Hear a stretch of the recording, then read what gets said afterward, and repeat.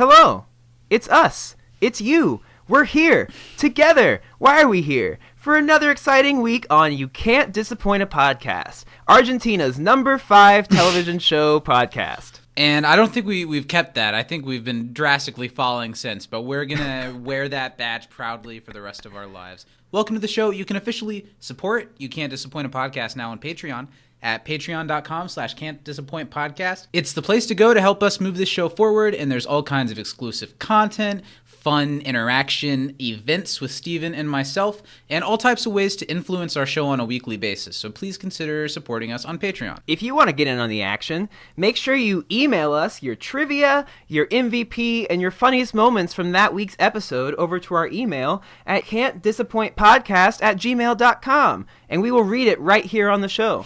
We sure will, even if you beg us not to. Also, hang out with us on the socials every week off the podcast. You know, we're on Facebook and YouTube under our podcast title. You can also find us on Instagram at Can't Disappoint Podcast and Twitter, where we probably do the most of our jovial lollygaggery at You Can't Disappoint. So come hang out with us over there. Yeah, make sure you you smash that like and subscribe button. Give us that attention that we so desperately crave. Yeah, throw us your hearts, your wallets, and a couple kisses here and there, and we'll keep on pushing out this baby of ours that we call You Can't Disappoint a Podcast. The delusion you're trying to cure is called Christmas, Duncan. It's the crazy notion that the longest, coldest, darkest nights can be the warmest and brightest. Yeah, and when we all agree to support each other in that insanity, something even crazier happens. It becomes true. Works every year like clockwork.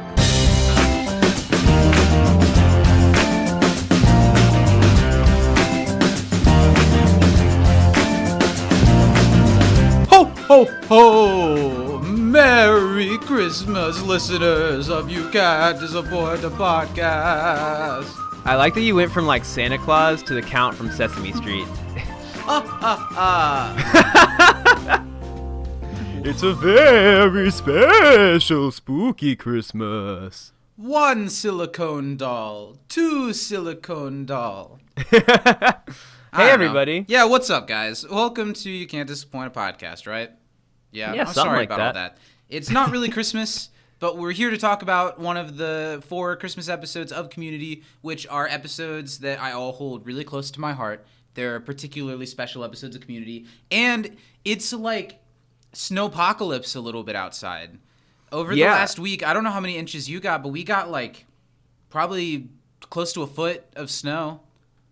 Yeah, there's a lot. Like the cars here are like buried.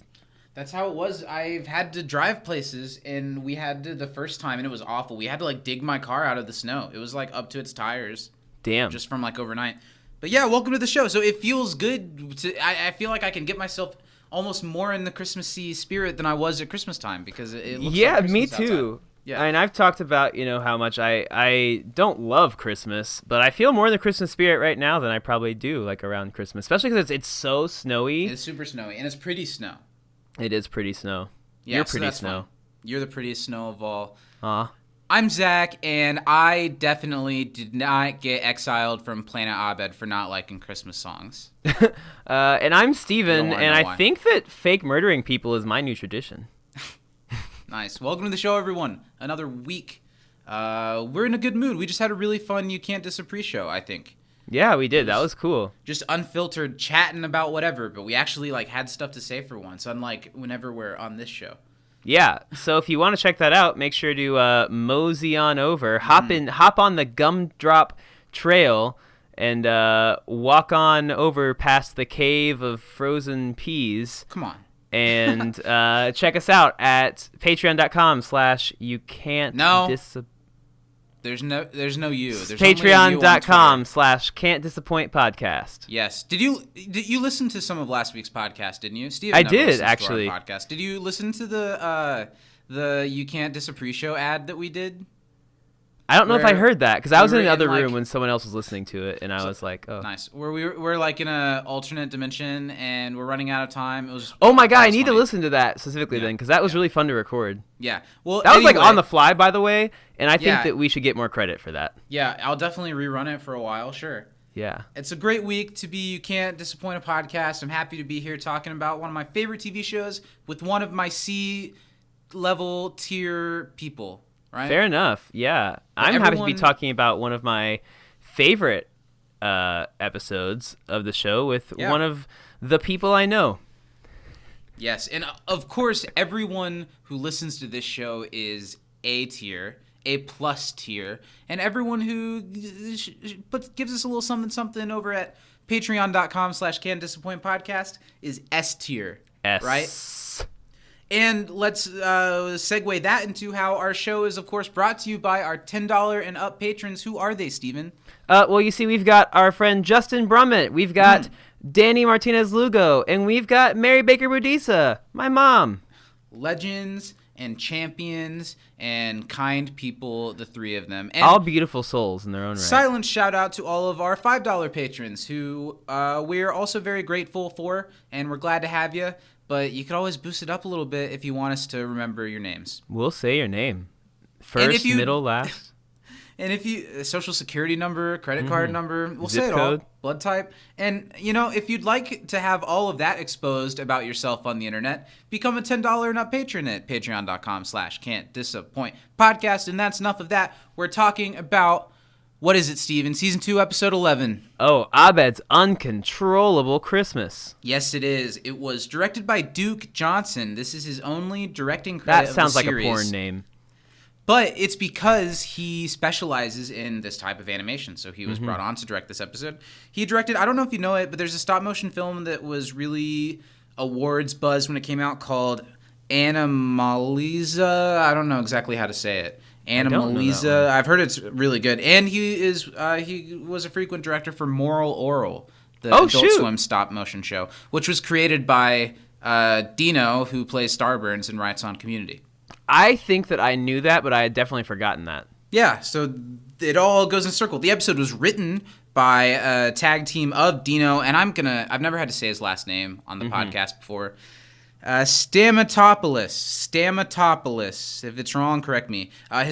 He was a frequent writer for the show, but his only other credited episode is G.I. Jeff, which is funny because that's the other animated episode. Yeah, And I it like was G.I. co-written by him and a guy who I don't know if he was like an intern for a week and they let him co-write something. This guy named Dan Harmon. I haven't heard that name before. Have you? Isn't he the guy that has that show coming out on Fox soon? I don't think so. Oh. And Something with squares, right? He likes, like, reading squares. What? Reading squares. Isn't that the Dan Harmon reading square? Isn't that what Dom and Andre always talk about? Steven, are you smelling toast right now? Is there... A little. Okay. It originally aired on December 9th, 2010. Abed's Uncontrollable Christmas. We're going to get all into it. But first, how are you, Steven? How I'm are you good. today? Yeah? I'm recording live from a Waffle House bathroom, which is why I smell a little bit of toast. Occupied, I told ya. I don't... Okay, so let's weave this narrative because I don't know if it was on the podcast or the pre-show or just when we were talking to each other a few minutes ago that it was mentioned that you were about to go to jail for some reason and recording and I got this one phone podcast call. was your last phone call. What was your crime, do you recall? It wasn't something good. It's not something you want to say on the podcast? No. Why don't you tell me and I'll bleep it out? So for narrative's sake. I think I said I was going to Oh, that's not that bad. Who like I do that all the time. daily. What is this? The 50s, 60s, 70s, 80s, and 90s, and 2000s in Italian homes? You're on your way to jail. I imagine you've been arrested. The plan, as far as we know, was to record the podcast over your last phone call. How did you end up in this Waffle House bathroom? Well, you see, I gave the cops the slip. And by that I mean I gave them a slip of paper that says, if you take me to Waffle House, I'll make it worth your while.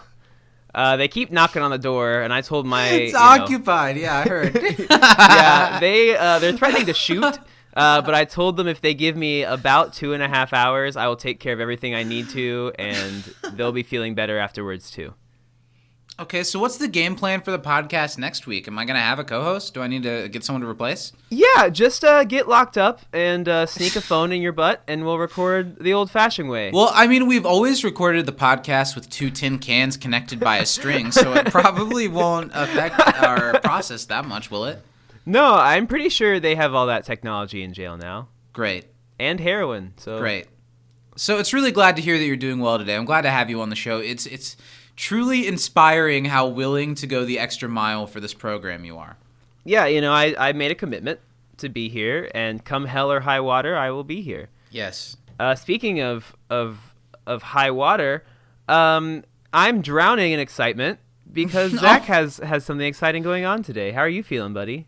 I'm feeling great, and whenever you see my name, I'm drowning in something. Whenever you say my name. Whenever you look at my name on a page, and also whenever you say it, I'm just soaked.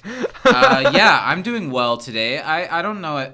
I don't know. You make it sound like I found out I'm pregnant or something, but I'm in a musical that opens tonight. Ha-cha-cha, Broadway baby. And by the time this podcast comes out, it'll have already been completely over. Looks like there's 2 actors in this family now.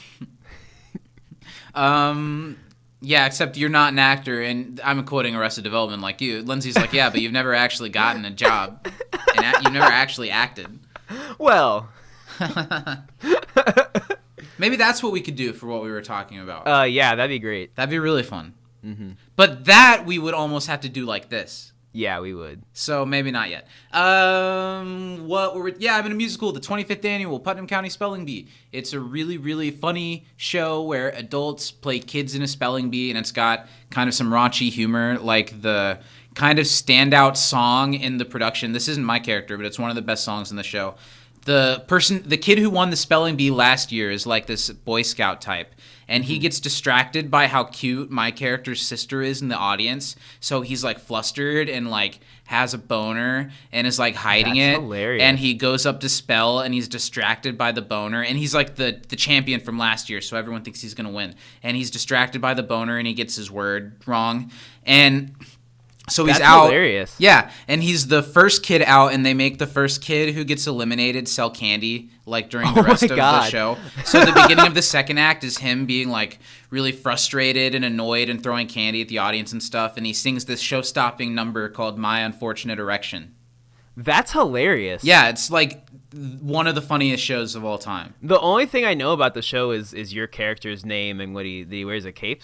My character is like a homeschooled kid that, like, I don't know if he's exactly autistic, but he's different from the other children, and he wears a cape, and he makes all of his own clothes, and he wears a helmet sometimes, and he is only there because he came in third for his, like, county, but the first 2 people had to go to a bat mitzvah, so that he got to do it, and he doesn't know how to spell any of the words, but when he gets up to the mic and it's time for him to spell and the pressure's on, he like looks in one direction and goes into this trance and like has this like possessed like yell and gets it right every time. And then he's like, I don't know what just happened. It's seriously so much fun. That sounds hilarious. It's super fun. And I go on about it because by the time this comes out, we'll have already done it. But I go on about it because look up that show. I'm sure you can find a production of it online. There's audience members that come on stage and have to spell as part of the spelling bee, and that's really funny. You should look it up and watch a production of it because it's so fun. Yeah, I know that you had said on that it wasn't being like live streamed, but it's not being recorded. Is that against the rules? Actually, I'm gonna attempt to have it recorded personally. Okay. And as of right now, it will just be like a static shot of the entire stage, so it won't be the best way to see it. But I'm gonna see if there's any wiggle room with that, and if they'd be willing to have one night I record it like that, or have someone record it like that, and the second one have someone maybe have a row of the audience to take like closer up shots. Yeah. And I can cut from the static shot to like closer up shots. That would be amazing.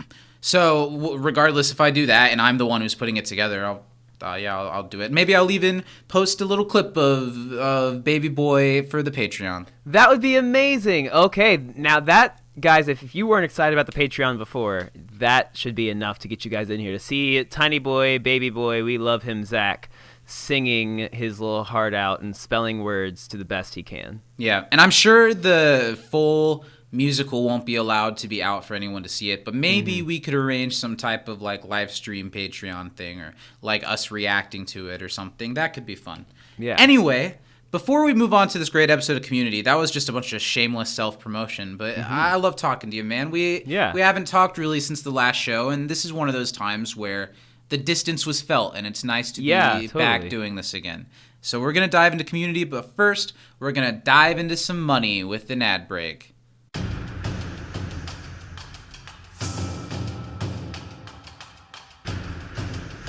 Quick, alternate universe Steven, we only have a minute to get out the information about our exclusive Patreon-only pre-podcast You Can't Diss a Pre-show before normal timeline Zach and Steven take back over. Okay, quick, alternate Zach. I will do this. Okay, so guys, do you want to hang out with us live and in person in an alternate or non-alternate universe? You decide. Come do it. You Can't Diss a Pre-show. Sometimes we talk about nothing. Sometimes we talk about everything. We play games. We have guests. We answer your questions. We answer our questions. It gets real down and dirty, but also squeaky clean. Alternate Steven, are you saying that current universe podcast listeners can hang out with current universe Zach and Steven live before they record the podcast every week? Every week? Do they? I mean, if they want to have any burning questions to ask current universe Zach and Steven, like before they record about an episode, they can literally do it right there. And you're saying that they play interactive games and have guests on frequently? Almost every time they're doing something zany. You know, they play games with the audience, with each other, with themselves. And you're saying that I can view this live every week for free? Well, there's the catch. You gotta slide him a little bit of dough. And you know where you can do that? I'm starting to dissipate into nothingness, alternate universe Steven. We must soon return to our universe. Tell me quickly, where can I see this quality program? You can go right over to patreon.com/can'tdisappointpodcast and join the crew. And you can become a patron of any tier and access this? Oh yeah, you can. There's so many great rewards. Don't miss out. You better do it. Avenge us. We're fading away. Money, money, money. Ooh, I held my breath that whole time. Scrooge McDuck wiping coins off of me as I stand. I'm covered in bruises. But those were there before the money bath. Well, and I'm really sorry about them, by the way. It's okay. You know, just like I said, nowhere that my mom can see. I meant to 10 seconds ago put a Steven's mom warning. Here, I'll put it now. I'll put it here. We are so sorry. There you go. All right, so let's talk about Community. Abed's Uncontrollable Christmas, right? Yeah. Right? Let's start with some trivia. Act trivia. What's the flavor of the week? This week's flavor is rum. Non-alcoholic, but if you let it go, and we've done the science, if you let it go about 6.5 weeks past expiration date, you'll feel something. Oh, and you'll get stuff for sure. Can also please no later than that, because I've never been the same. I literally cannot sit down. I'm physically incapable after eating 7-week-old rum-flavored Activia. Actrivia. Activia is not a sponsor. Actrivia is the ruler foods I'm hovering over my that chair we're sponsored by. like a hemorrhoidal fat bastard at the moment. You know, ever since having that extra expired rum-flavored Actrivia, I have been able to see into 4 separate realms, which is cool. But I wish I could control it. Sometimes it's really terrifying, and I'm trying to, take a bath.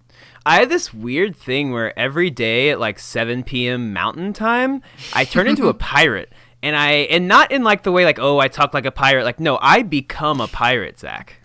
Ship and all. Is it like a werewolf situation where it's like you can't? It is. We're getting real weird today already, and I love it. Well, and the problem is not like a Pirate of the Caribbean pirate. Yeah. Like, I'm not Jack Sparrow. No, I'm the guy that took Tom Cruise hostage in Somalia. Like, that's who I turned into. Oh, straight so up. You're a modern day pirate. Yeah, I'm the captain now. Yeah. Oh. My eyes get all big and I get sweaty. How long does it last? About 2.5 hours. And do you wake up like in the middle of an ocean? We're not near an ocean. That's the scary part, Zach. I sure do. And somehow in between all this, you've managed to have a really and now you're imprisoned for it. All that and more thanks to Act Trivia Rum Yogurt. Let's dive right into it. I don't know if I've beat a record or not, but I have maybe a record-breaking number of trivia questions this week. Let's hear it. Do you have a bunch? I have 4. I have 6. Whoa, go up then, Papa Smurf. I'll give you 2 because that's what we did last time. Yeah. Okay. As a modern Christian, what has Shirley learned to be sensitive to? Other people's religions. No. Other It's a people's what? line. What'd she say? It's other cultures' jealousies. Oh my god. That's great. Yeah. And according to Abed, there's not much point in being animated unless you... Move around a bunch. There you go. There's one. Now Agreed. your turn. What is the atmosphere on planet Abed made up of? Oh my god. I think we even talked about this when we did the Christmas podcast, if I'm being honest. Is it like food items? He just names one, and it's a percentage amount of that. Yeah, I'm not gonna fish anymore. I don't think I can pull it out. What is it, buddy? 7% cinnamon. Is that all that they say? Yeah. 7. Okay. When first entering Christmas space, what planets did they pass? Planet Holly and Planet Jolly. Good job. Thank you. What painting was on the wall during Duncan's 10th Christmas? Of a farm? Close. It was an oil painting of a forest. I'm sorry. It's okay. I'm sorry. Mm-hmm. What does Duncan use to eject Shirley from Planet Abed? That would be a Christmas pterodactyl. What type of Christmas pterodactyl?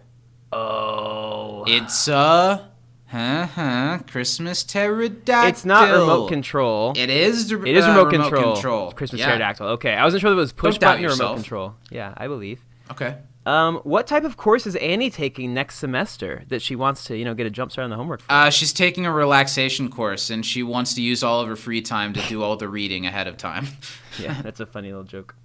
To liken back to your question about Duncan's memory, what book series is Duncan reading? Oh, Paddington. Paddington Bear is so cute. I love Paddington. Did you watch the live action? There's 2 of them, and I've heard that the movies are like absolute... Like, even the most hardened film critic will say that those are, like, the best movies. I only saw the first one, and it was fantastic. I've heard that the second one is even more so. And wow. I people, like, I kid you not, the way people, like, gush over those movies. I would give the first one a strong A. I've never seen them, and it's hard for me to see that, even though I liked Paddington as a kid, and the books were super cute and stuff. So maybe that's something we should visit at a point. I would happily watch Paddington with you. I'll cry the whole time, but yeah. Okay, this one, then I have a fun fact about this afterwards, but what does Abed's mother say to Wash in her letter to him? Oh man, it's like boo something. Boo. You're really close. Switch the first letter. Then no, what? It's a dupa. Dupa, Which is like Polish slang for your butt. I figured it was a butt, is what they were talking about. I got butt vibes. My last question for you. Who does Troy suggest taught Duncan therapy? Michael Jackson's dad. Yes. Yeah, that was really funny. So go on out and get yourself some rum-flavored act trivia. You can find it in this is news. This is earth-shattering for the brand. You can now find them in 3 U.S. grocery stores. Yeah, we're not going to tell you which ones. Keep That's looking, up to guys. Yeah. Embrace your inner pirate and search for that booty. And you don't search for that dupa. This is also, earth-shattering, something new that we don't have a promo code with them. But if you find them, you're allowed to just open it up and eat it with your bare hands in the grocery store. They'll know. They know. Mm-hmm. Yeah, really make a mess with it. Have fun. Yeah. Let's move 6 steps away from that and go through some listener questions. What do we have this week? Let's see. I didn't get a notification, so I have to actually click things myself. Oh, did you get all 3? I did get all 3. It just didn't notify me because the Gmail app is a bitch. Well, now my mojo is all out of whack. You threw off my groove. We got to start over. You threw off my groove. I love The Emperor's New Groove, by the way. Yeah, it's an S tier Disney film. It and holds should up be extremely well. accepted as such, just like Lilo and Stitch. Yeah. My favorite part of Lilo and Stitch is when Lilo beats that bitch's ass. She had it coming. Yeah. She really womps on her. Yeah. Yeah. Okay, our first email is from Lil. They say, "Hello, boys. My only Hey. question is, why does Claymation Jeff look like that? Thank you." Fair enough, I guess. Is it the forehead? Is that the problem? Or is it the lips for you? Well, Lil? they all Which is kind it? of have the lips like that. Mm-hmm. So I Is it think it's the forehead? forehead. And Joel McHale does have a large forehead. Or maybe it's like the proportion of head to body. Yeah, I didn't think it was exceptionally bad. I think the worst looking one is regular Claymation Annie. Well, okay, so like this is a fun fact, and on the commentary they kind of talked like they didn't really even know that it was rumor, if it was true or not. Yeah. But apparently Joel McHale saw his character in the puppet form and thought, is my forehead that big? Is that what I look like? Is that what people see me like?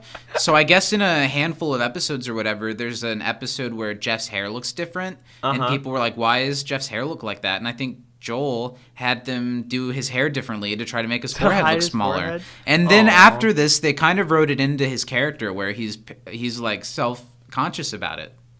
That's really funny. Yeah. Joel McHale, you're a very handsome celebrity. Your forehead's fine. It could be touched up. Well, It could be touched up. I'm just kidding. nothing He money looks can't great. fix. I love the man. Our Friend next of the show. True friend of the show. Yeah, actual friend. Multiple time Yeah. guest. Our I don't only think- repeat guest. I don't think he knows what it is, let alone that he's been on it twice. But I don't care. Friend of the show. Big friend. Our next one is from our dad. Oh, that was it. That was it. That was literally it. Great work. Thanks, Lil. Our dad says, "Hey guys, this one's to both of us this time. Okay. You're out of the doghouse, I guess. All right. This is one of the most iconic of episodes with the weirdest backstory. An exec made a passing comment about they should do an animated episode, so they just jumped on it. Wow. And it was finished the day before it aired. Wow. Yeah, you know what? They did say on the commentary that there was a new network exec, and everyone was. That's like a nerve-wracking thing for like shows that are on, because a lot of times they'll scrap a bunch of shows, and do what they want to do. And I guess he came up to them and was like, "Your show reminds me of Family Guy. You should do an animated episode." What? And they were like, "Okay," and so they took that and ran with it, and we ended up with this. That's crazy. Yeah. My MVP is Drew Hodges, the sole Emmy winner for Community for his win in an individual achievement in animation and costumes for a variety music program for a special in 2011. It's criminally a shame that, not criminally, I guess no laws were broken, but Steven's broken several laws today. How's that bathroom situation? Did you get yourself some food? That's why I'm in here, Zach. I really wanted to do this from the back of the cop car, but that Waffle House just ran through me like a Jamaican in a bobsled race. Okay, so before you said, I just need a 2.5-hour phone call at the Waffle House, you and the cop sat down for food. Did you eat with them? Yeah, we actually we had a lovely meal, some really honest discussion. Well, that's what I was going to ask. Was it jovial? What was the conversation? You know, it's like race relations and so here's the thing. police relations It within was an that Asian is a cop hot and a topic right Filipino now. cop. Oh, great. And by Asian, I of course mean North Korean. So we had a very interesting conversation. They're new partners. The North Korean cop has been on the job for about 3 days, and the Filipino cop, this is his very first day. So that's why they're allowing this to happen, because they literally do not know better. They're fresh out of the academy, but not like police academy. Like Wizard 101, they really played it a lot, and they finally graduated. Oh my God. So they're not great at their job, I'll tell you that much. And there's like, great dinner. I gotta go do this phone call, and now they're like, we'll start shooting if you don't get out of there. Like, occupado. Yeah. You thought you built they're up a polite. rapport. Do you feel betrayed by them? Well, they haven't knocked in a few minutes. So That's true. We're going on 25 minutes, and we're for being kind of on the wire to do this episode. We're taking a real leisurely stroll through. Yeah, we are. Well, it's even better because like I think they're in the stalls next to me. Oh, Just taking turns. taking turns doing what? We'll find out later in the show. Join the Patreon, and we'll get the unfiltered, unedited, uncensored video of this Waffle House excursion. I'm gonna want. I shouldn't after this conversation, but I'm gonna want Waffle House Oh, certainly. soon. And I feel like Waffle House, even getting carryout, is not the place to be going in a global pandemic. I don't think Waffle House is the place to be going anymore. Stop. It's done. We have a thing to do. We're here Yeah. to do a show. Our dad wrote us a letter. Yeah. In the final shot is trivia time. In the final shot of the TV screen's reflection, Which is horrifying, by the way. Pierce is wearing what color socks? He wasn't supposed to be wearing socks to match the animation. I'm going to guess I saw a picture of the cast in that pose. And I remember the color Pierce's socks were in that. If there was a director or someone on the set with them, it's possible it's not the same shot. So I'm going to guess what I saw. Not confident in it. I saw red. I'm going to guess red. I have no idea, so I'll roll with that. For what joke would Troy not tarnish the high five with Pierce? That was Pierce saying, is that Arabic for whatever? For not gonna I don't know. No. It wasn't a very good joke. I don't know. I remember, but I don't. Yeah. Sorry. Is that it? Yeah. No, he's got one more. What did Abed say? Why did Abed say it was okay to walk through Carroll Canyon? Because the songs licensing. Yeah, they were they're royalty-free. public domain. Public domain, that's what it is. Red. Just red. Sorry, it's a tick now. The answers should be easy to spot now you are looking for them. I didn't Dad. include them. Have a great week. And I didn't shout out our father at the beginning of this episode, and it's important that we give them a shout out every week because, dude, sharing our episodes from day one, sight unseen, as they do for every community podcast, has literally given us what we are at. We're still growing, but I'm happy with the audience we have, and it's because of him. Yeah, and I'm assuming that the reason Charlie Kuntz saw our last episode tweet, because he doesn't follow us and we didn't tag him in it, had to be because he saw it retweeted from communities, right? Sure. Absolutely. Yeah, so that's cool. That was really cool. That was a cool interaction and unexpected because he's not in that episode. He just decided to be like, oh, that's cool. I like that episode. I'll respond. Super cool. Yeah, really awesome. And this is from communities. And he says, Matt, not their father, just like my real dad. We'll when we get to the series finale, we'll have a real dramatic DNA test and we'll finally we'll get bring the on answers Maury we need. Povich. Yeah. Maury's gonna be like, you guys are grown men. He's What are you probably doing?" on Cameo. Yeah, I'm sure. All right, we have one more email. Okay. It's from Danny, one of our Danny. top level patrons. Hi, Danny. Hi. Hey, Zach and Steven. I had Yo. so much fun talking to you guys during the pre-show last week. Yeah, she was on Can't Diss a Pre-Show. And you can it go was a back and blast. listen to it or watch it at Patreon. Yeah, we talked about the SpongeBob movie and Scrubs and Community. It was great. Super fun. It was one of the first pre-shows that we really extensively talked about Community, so that was fun. Yeah, it was and the one we did today was super fun too. Worth listening to. Go check 2 in it a out. row. Gold stars for us. Yeah. Thank you so much for having me. I'm so excited about this episode. I've gone back and forth from this one and the regional holiday music being my favorite, understandable. But Solid. at this moment, I can say this one is on top. Yeah. Okay. It's so relatable to me in many ways. There's a few lines that touch my heart extra hard, and anything that can make me as emotional as this episode is an absolute favorite of mine. Sure. Her funniest moment has to be when Abed is singing Sad Quick Christmas Song because she just can't imagine what Abed was doing in real life to Chang. And also just how awkward Annie is walking throughout the episode. Really freaking funny. Well, yeah. As someone who has danced in point shoes for years and years, I can relate. MVP goes to Troy because he is the sweetest in the world, and his "with you to the end, man, always" gets me every time. I almost cried just reading that because I cried in the episode when he says it too. That's a good one. Okay, question time. Finish the lyrics. Blank years from now, they'll say, the most successful Christmas was today. 2000 or 20,000? I want to say 20,000. Okay, I think so too. We'll see, but I was singing it in my head, and that's closer to what I think it is in my head. Yeah. What are the figures in Duncan's Christmas wizard's robe? The figures in Duncan's Christmas. I have no idea. Stars? Are they little stars? I have no idea. Yeah, no clue. What's the path to get to the Cave of Frozen Memories? So it's the Gumdrop Road or path, whatever it is, and then the whatever the canyon, the flower one, and then the Cave of Frozen Memories. Sure. Mm-hmm. Good. Glad you did it. Yeah. Who takes the menorah from the holiday zone at the end? That's Shirley. Aw.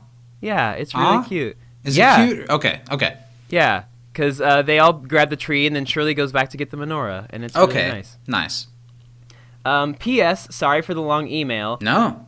P.S. To everyone listening who hasn't yet, go support Steven and Zach on Patreon. They're the best. Much love, Danny. Well, thanks, Danny. That was so nice. Yeah, we did okay. She had said that her questions were not quite as hard this week, and I didn't believe her. And we got at least one or two. So that means that they were insanely easy. Yeah. Thanks for writing in, Danny. Never apologize for a long email. Yeah. I love long We emails. apologize for... I don't know where this episode's going. I'm enjoying the ride, so we apologize for any excursions. I think it's time to move on. Let's talk very quickly about our favorite... Was that the end? That was the last email, was the end. Let's talk about our favorite funny moments of the episode. It's not a laugh riot of the episode. It's not a laugh riot of an episode, but there are some really funny moments. So what's yours? So I have a favorite moment and a funny moment. My favorite moment is when Troy said, "With you to the end, man, always." I get really emotional with that for some reason. I don't know why, but just like how Troy supports him, like that literally makes me cry every time I watch this episode. But really, really good. And then my funniest moment was when when Duncan's like shaking Abed, and he's like, "Who taught you therapy, man? Michael Jackson's dead." That's such a funny line. That is cracks a funny me the hell up. For me, it's a small moment, kind of like it was with Jeff's moment last time. I really like when they get to the therapy, or Abed comes into the therapy session, and Pierce says, "Surprise!" And they're like, "You said you weren't going to say that." And he goes, "Surprise!" Pierce also has one of the hardest laughs that I get in this one is when he's like, "Anyone that's not here for Abed does not need to stay here," and Pierce goes, "Cookies." Pierce honestly has a good episode. Yeah, he does. Because he gets one of the nicer moments of the episode too. A lot of the characters get a nice episode. Yeah. And I've said several different times, several places, that this isn't one of my favorite Christmas episodes. Honestly, of the non-gas leak seasons, it's probably the last below the other from seasons 1 and 3. But it's not that I don't love this episode and that I don't see what it's doing and how well it connects what's happening versus what's really happening. Yeah. It just has never really made me emotional, and stuff like this can very much make me emotional, and I just feel like there's a wall for some reason that I've never been able to burst through, and I got a little bit closer this time revisiting the episode, but there's still a little bit of it, and I don't know why, because I know that you love this episode. I do. Is it your highest ranking episode we've watched so far, or is it Epidemiology? I like Epidemiology a little bit better because Epidemiology is so funny. But in terms of like what I think the best episode of the show is, this is right up there. I haven't ranked it yet in my list. I'm gonna have to think a little bit harder about where it fits because, we'll get to it in just a second. Let's move on to Argentina's number 5 segment on You Can't Disappoint a Podcast. We're gonna all rally together. We're gonna root our boy on and find out, did Steven watch the episode this week? I'm not extremely confident in this one. There's a lot to unpack. Yeah, I'm nervous for you, but history has proven yourself. But don't be confident because it's hard. Yeah, so I'm not confident. Yeah, I'm going to set up my timer. Give me just one moment. Do some heavy breathing. Of water. There you go. I'm Is that how you drink your water? hydrodynamically designed. And the pressure's really on this time because you're not only on a race against this clock, you might get shot for doing this podcast this week. Yeah, if I start talking too fast, they might get nervous about what I'm doing in here. No, I promise I'm fine. I'm glad you guys were able to have a thoughtful conversation over Waffle House, because in most situations you would have been dead hours ago. Yeah. If I didn't get this specific ethnic blend of police officer, I would be a goner. And by the point that they will shoot you, it will have been deserved, right? Or should we start a social media movement? No, I probably pretty much had this one coming. But the podcast must go on. Okay, it must. I'm ready. Are you ready? The timer's ready. The pressure's on. The guns are at the door. Mm-hmm. On go. 3, 2, 1, go. It's Christmas time and everyone's claymation, but Abed had a psychological break, and they're like, what's wrong, Abed? He's like, nothing at all, Christmas is great. So they go to the Magic Christmas Land, they do on this whole journey, but no one can stay if they don't support Abed, so Shirley's gone, then Jeff's gone because he's an ass. Then there's the rest of the group, then they find out, oh my god, because they're on the train, something's up with Abed after he finds out because Britta's gone now. Abed's mom was supposed to come, she didn't come because she's a new family. Oh my god, it's so sad, but everyone still loves him. We love you, Abed, Stop. We're here for you forever. So here's the problem. That was pretty good. You know what you didn't mention at all? The therapy session or the Christmas That they movie? were stop motion animated. I said they were claymation. That's one of the first things I said.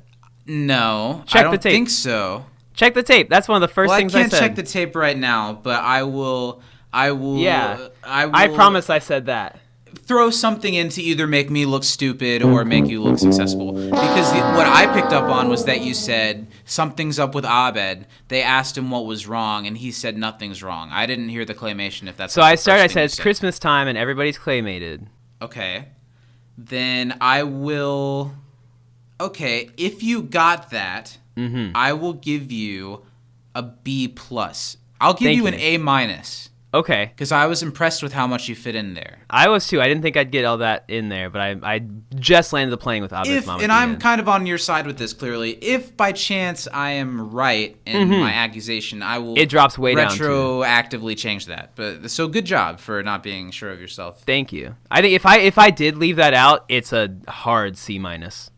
And I kind of, let's get into the episode now. I kind of said my spiel a little bit about what I feel about the episode, and we'll talk more as we go through it. But I want to hear more from you, other than that Troy moment, or if you want to talk about that, whatever. What is it about this episode that resonates with you so much, that's special to you? I think not just the fact that it's very real for Abed to be in denial about family changes, things going on, and clinging on to like happy memories of stuff. That's very definitely something I can identify with. Like, oh, well, this is great. It's going to be great. I can't wait for this to happen. When things are out of your control, you try and I think this is just human nature. A lot of times when things in your life are spiraling in one area, you try and grab extra control over another one. Absolutely. And even from the beginning where Abed's like, what's everyone doing over Christmas break? And they're all doing stuff. They're all going other places. They're doing things. And Abed's like, oh, okay. All right. He may have that may have been an opportunity that he would have told them what was going on if they were going to be around, but he's like, okay, they're all doing their own thing. So I'm fine. Everything's fine. I'm Abed. It's great. And Abed a lot of this time, the whole thing is he views the world as like a TV show, but it's not even that. He's had to escape to such a safe place because the one constant part of his family that he loved, that even though it's not his religion necessarily or things like that, Abed does love his mom. And we have the stuff that with his dad early on in the show where they talk about the relationship with his mother and how he feels like maybe he drove her away or the dad drove her away, and there's resentment there on both sides. This was the time of year that he got to see his mom, and that his mom showed love for him. And so I think him coming to terms with that at the end and kind of realizing that the family that he has is enough, and that they do love him, and that he can still be okay. It's really touching. And I think the way especially that Troy throughout this whole episode, Troy knows that they're not animated. Troy knows that Abed is going through something, but instead of making Abed feel crazy, I think Abed knows too. Yeah, he absolutely does. That's why he even says to Duncan, he's like, I'll throw you a bone because you are trying to help right now. Yeah, because I'll play along. Yeah, because Abed's, I don't know. He's definitely having a struggle of keeping grasp on some realities, whether it's like literally that he sees things as a cartoon or figuratively with the way he's struggling with his family and the way that nothing's really happening with his created family with the study Yeah. group. I think he knows, but I don't know. It's fun to dissect. Finish your thought. He does, and I love the way that, you know, Troy at no point does he say to Abed like, "Hey, get it together," like anything like that. Yeah. He's like, "I'm with you, you know, through this. Like, I will be here every step of the way until you're okay." Yeah. And I think that Annie's the same way for the most part. Annie is right there with him too, because she has had just as many, you know, rough holidays and has felt alienated the same way a lot of the time. And she kind of gets it too, like the whole, I mean, just in the last episode, Annie created a whole fake persona to escape her reality. So, I mean, she definitely can identify with that too. And even, you know, I think that Jeff is Jeff in this episode, which he would be because Jeff's like, I'm very clearly not claymated. But I don't think Jeff is ever mean in this episode. He just wants to go even at sleep the end with of it, somebody. he gets to the point where he is playing along, kind of. Yeah. You know, I think the only person that really acts like an ass is Shirley when she's first claymated, but that's because she didn't want to be a baby, which I guess it's fine. But I like Pearson's episode too. I don't know. I think everything in this episode, with the exception of a majority of the opening theme song, works for me. You don't like it? I don't love it. I don't know. Okay, then let's dive into the episode. Let's start going through it. Let's jump in. We're whopping near 45 minutes into today's podcast, and I think it's great. I think we've tapped into something. Yeah. I'm excited to follow your crime storyline as it goes along. We're going to have some type of, what is it, a white Bronco? Is that what it was? Yeah, it was a white Ford Bronco. We're going to have a white Bronco slow speed chase near the, I don't know, are there a lot of Waffle Houses in Chicago, or are you outside of Chicago? I'm in Chicago still. There's one. It's on the south side. Okay, so the episode starts off, and it's great that, you know, it's really hard to do, and I guess to already sidestep, I remember when this episode first aired, I wasn't watching Community, but I was watching something else that was on along with it, and I saw that Community was doing a animated episode, and I thought it was such a cool idea. Yeah. And I don't think I tuned in for it, but I remember thinking, man, I wish I was into that show. That sounds cool. Mm-hmm. And then when I finally got to watching the episode, I was like, yeah, that was cool. I wish I had been into that show at the time. Yeah. And it's hard to do an episode like this and have any grip on normality at all, because it's so violently different than anything we've ever seen. But that being said, I think they do about as good of a job as they could with the opening scene. Yeah, they set the tone pretty well. Yeah, that starts with the dean giving a speech on a boombox and something that is so Greendale that I could picture it in live action, that it feels a little bit like some of the scene is really how it's supposed to happen, you know? Yeah. The designated holiday zones where you're allowed to celebrate. And the one that has a Christmas tree and a menorah, and there's two people standing inside of it. It's a really And they look funny so visual. sad. That would have been a super funny visual if it had been in the live action cafeteria, but that it's animated just brings a whole nother level to. I hate that. I hate when people say a whole nother, and I just did. But it brings a whole other. Whole new level. It brings it up. It's really funny. And Abed's walking to the cafeteria table where the study group has assembled. We don't get a lot of it, but I like getting to see animated Pierce in a wheelchair with the tube in his mouth. With the tube, yeah. Very funny. And Abed is, I don't know, he is really excited about Christmas this year. He says, Happy Christmas, or whatever, and Shirley immediately shows that it's a different Shirley than last Christmas, isn't it? What do you think of Shirley in this episode? One of my favorite things in Shirley's character that they kind of backtrack on in the third Christmas episode, but I like when Shirley actually grows as a character. I don't know if I agree with you.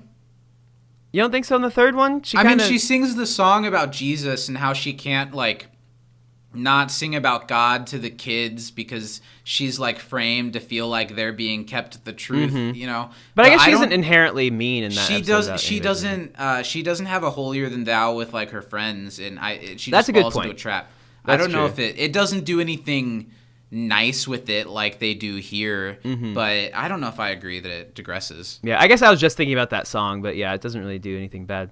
You're right, Zach. You win. I know. Points to you. I know. Gold star on your ass. you. There you go. Thank you. Smack. Thank you. Ooh. Woo. Thank you. Give you a little pat on the I think bottom. I heard the cops clapping for me a little bit too. Yeah, that's what that was. Can they hear me? A little bit. God, you pigs. Ooh, they said we get it. They say we're just doing this till our pole dancing career takes off.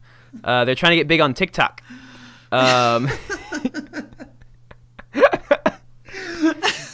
They're at sexy Asian cops. They're not cute, everyone. by the way. Happy holidays to you all. So the first thing that Shirley says, the first thing that Shirley says when Abed brings up Christmas is that I'm accepting of everything. It's not just Christmas. But Abed was kind of pushing for someone to be like, yeah, Christmas, really excited. Because he's excited for it. And Shirley even is like, no, it's whatever you want it to be. Because that was kind of the moral of last season. And Abed doesn't really like that. He's a little bit disappointed by that.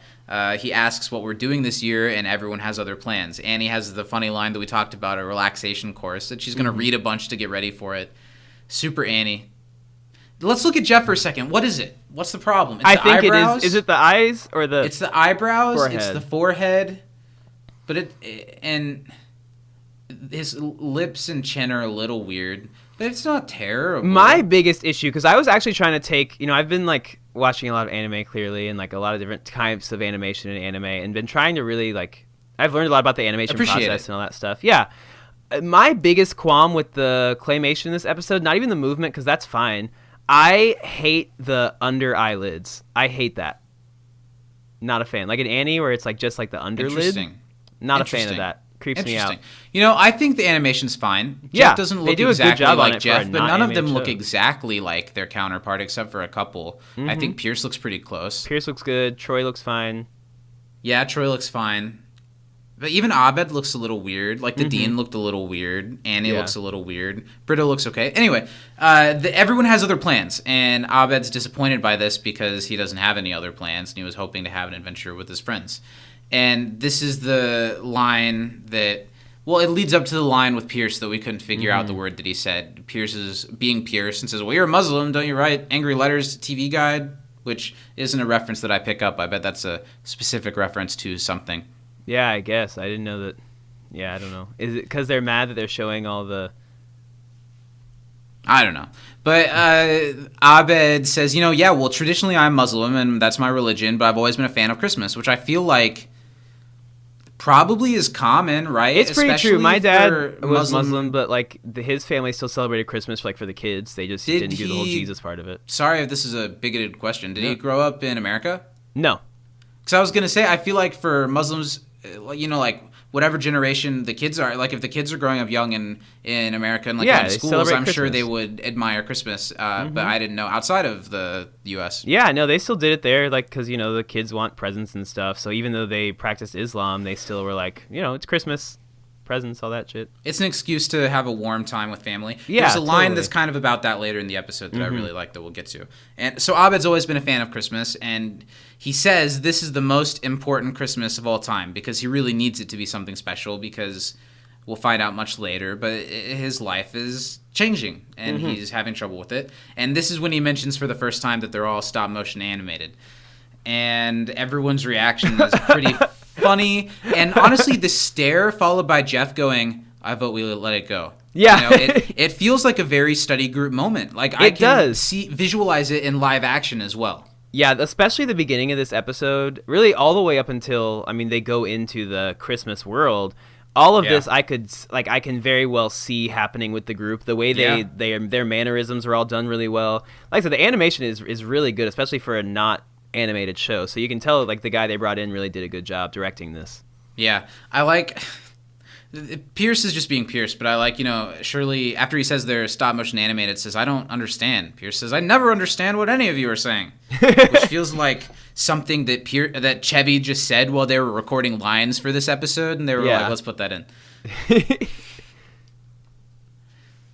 And Abed talks about, you guys don't see it? I noticed it this morning, being stop motion animated. And I feel like, I don't know, it's maybe Abed is actually seeing this, but maybe he's hoping that he's come up with a thing that everyone will jump onto, and then they'll have, a Christmas adventure together. Yeah, I'm sure and they do end up having one, but that's kind of maybe how I see it. I don't know. What do you think? I don't know. It's hard because the few glimpses we do get into how Abed's brain works, whenever we see things from his point of view, it's either very like he's RoboCop, like he's like robotic, like analyzing everything, or it's like some sort of fantastical way. So I could see him absolutely just viewing the world like this for a day, but I think he knows that they're not supposed to be stop motion animated. That's why he's like, something special today, something's going on. Right. But I think he also had a very traumatic experience in that morning or the day before that has kind of set him into this mindset where his brain literally had to take a step out of his actual reality. So I think he might be actually really seeing this. Interesting. It is really interesting. It's an interesting conceit. Mm-hmm. And it is you mentioning the stuff with his family, likening back. We haven't really heard a lot about that since introduction to film. Yeah. Well, no, it was basic genealogy because Abed's dad and cousins or whatever came to this to the school. But regardless, it's been a while, and they only bring it up every once in a while. Mm-hmm. So it is always interesting to dive into that side of Abed's life and how it informs the person that he's become and how he reacts to the things in the school. Mm-hmm. So it is good. It's good character work. It's so good that an episode like this is grounded to a lot. It's really grounded to who the characters are. Yeah. And what they're all going through and what they're all feeling while being something truly fantastical and something that could very much come off gimmicky. Mm-hmm. And that's truly like the secret sauce for Community. You know what I mean? Yeah. It's stuff that shouldn't work, but then it does. Because you think like any sitcom could do an episode like this, and it would be cute, But no other show would do it and think so hard about like the logistics behind it, how it works, how everyone is a part of it. I don't know. It's just so well thought out when it could have just been something silly. And I on think top because of that, it's silly. Not, it's silly, but at the same time, it's definitely not one of the funniest episodes we've watched in the last few weeks at all. Well, it's hard to completely recreate the timing of how they bounce lines off of each other when it's animated and scripted and recorded separately. They do a good job. The script is great, but there obviously is less improvisation and facial expressions, which bring a lot of the humor. It does take away some of the funny. So, oops, knocked my microphone. This is where we get that Pierce line. It's clearly. Does clearly mean the same thing? And he's like, yeah, not that's clearly. it. Yeah. So in anime, a lot of times in Japanese anime when it's recorded, they record all in the same room, which is why one of my favorites, Konosuba, which is a comedy anime, is so funny because the characters play off of each other the whole time because they're recording in the same room together, which is one of my favorite things about Japanese voice acting. Yeah. That's what's disappointing about The Simpsons. And its height, they all did it like that. And they'd have a table read for the episode each week, and then they'd record it together. And they don't do that anymore because, nobody thought the show was going to last for 30 seasons. Yeah. And they all, wanted to live different places, and they wanted to keep the show going. And that totally makes sense. But one thing is Bob's Burgers. That's how they do it. Bob's Burgers is we've talked about it being, one of the most consistent shows, period. But it's so funny. It really shows because the dialogue between the characters in that show is so conversational. Yeah. And they do improvise when recording that show. Which for an animated show is so tough to do. And I think it works so well, and it brings so much character, and it makes the show stand out. And I really love that they do it like that. There's a new show created by the same person on Fox called The Great North. Is that good? I've seen some like about a advertisements family for that it. lives in Alaska. There's only been 2 episodes so far, but I kind of like it. I would watch it. It's always hard to tell when a show first starts, but it's promising. It's got a good voice cast. Nick Offerman's in it. I love Nick Offerman. Paul Rust is in it.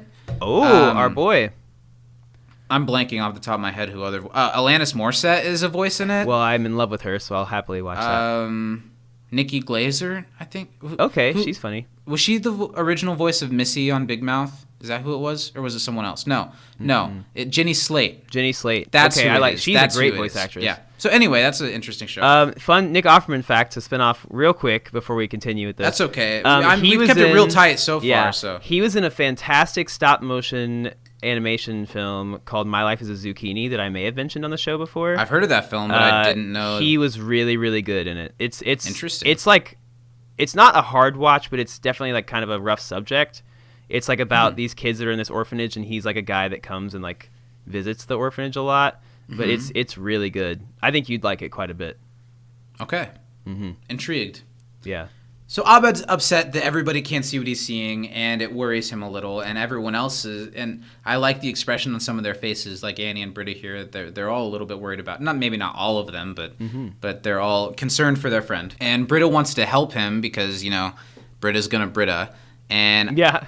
Abed isn't really looking to be solved psychologically. He brings up the line that's really funny about, well, you guys could move around more. There's no point being animated if we're all just going to sit around, which is funny. Yeah. And he mentions a song. He's like, let's do a song. And everyone looks at Jeff, which if you think about how this would be happening in live action, everyone looks at Jeff when Abed says we could sing a song, and Jeff goes, you start. So he does. I think that's a really funny moment. Yeah, I do too. I don't dislike this. So tell me your problem with it. Abed sings a Christmas version of the song, and this is some of my favorite animation here, the way we get to see the snowy Greendale campus, something that they couldn't do on the show in live action because they film in California. Yeah. They've had a little bit of fake snow, but they're able to take advantage of that with the stop motion, and it's cool to see it snowy. Yeah, I love the animation here. I love the design and the layout of all. I think I just maybe I don't... like his dancing. Yeah, it's good. Maybe I just don't like that part's funny. I like just the shot of Britta and Jeff there.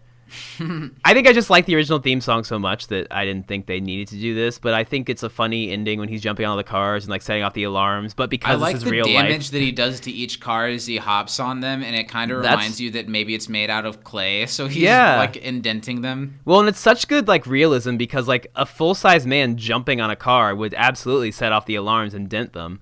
So then the fact that campus security comes up and tases him at the end, so funny. Oh, we missed what year it would be. So is your problem just that they didn't make an original song and they recreated the theme song?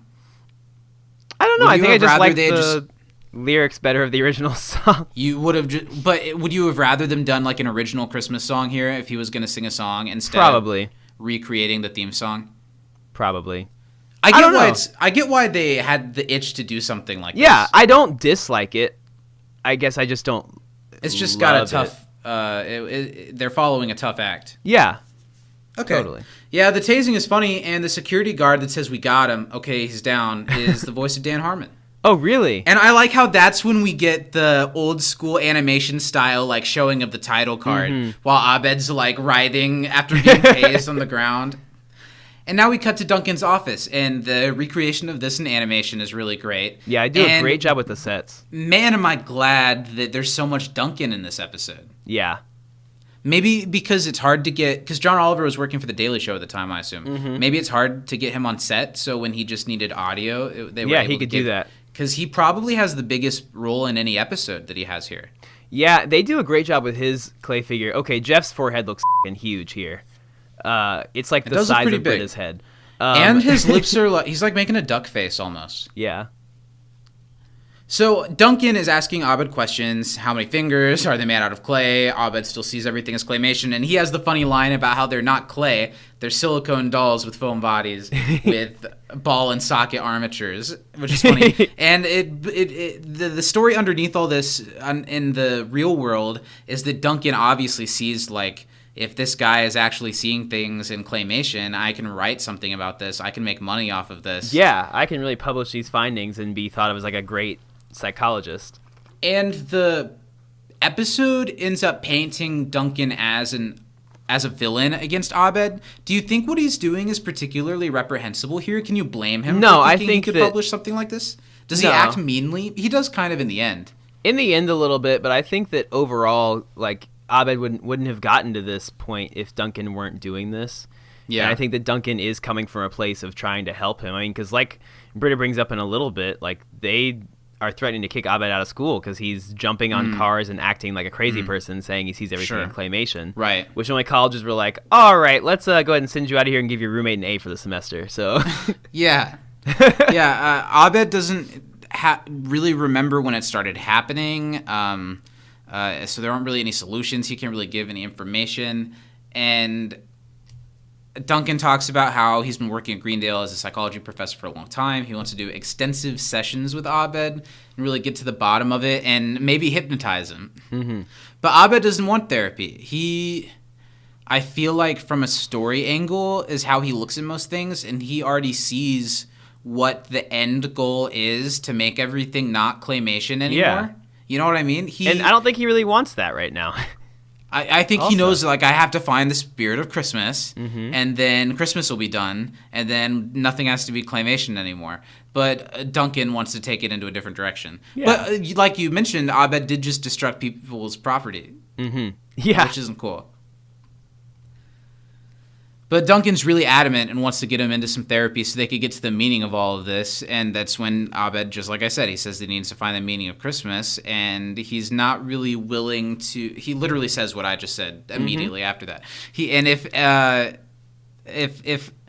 it's gonna happen, if this is gonna play out, it has to be on Abed's terms, and everyone needs to hop on board, which is often how it is with Abed. This is when, like you said, Britta brings up that Abed could get kicked out of the school. And I guess I get that, but man, they let a lot of stuff slide at They Greendale. sure do. And Abed doesn't even care, though. Why would he want to be in a school that hates Christmas?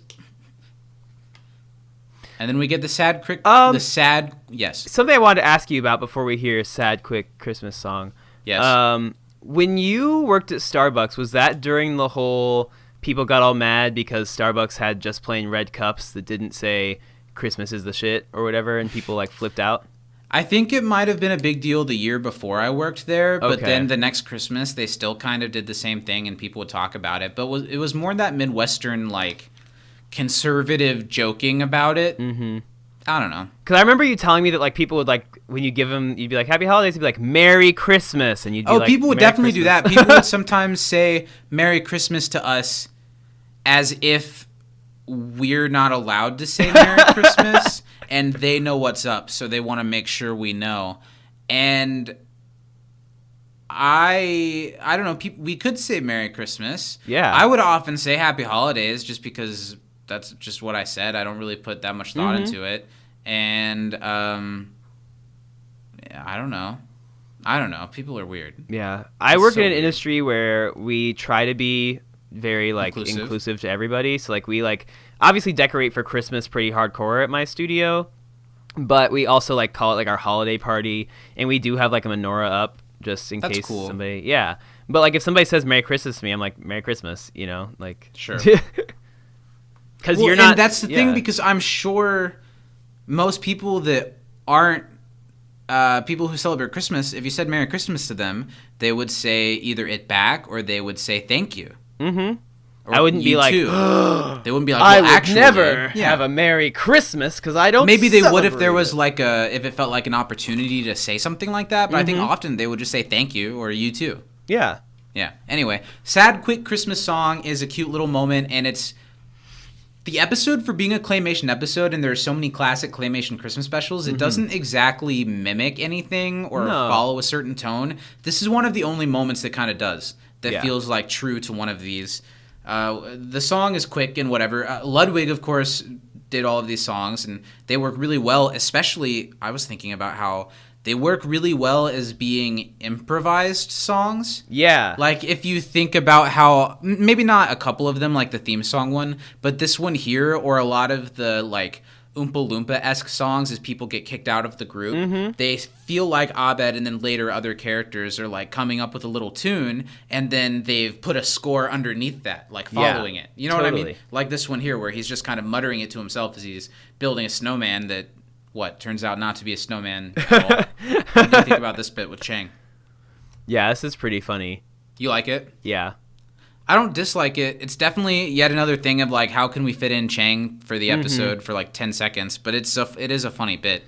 Well, and I like that Abed sees like everyone as a person except Chang. He sees as just like a snowman that he's. Maybe there's some subtext in there that Abed doesn't get Chang at all anyway. Yeah, I'm sure he much doesn't. less than he gets anyone else. So he doesn't quite see Chang as a person. Well, Abed and Chang have very little interaction, even when they're in his class.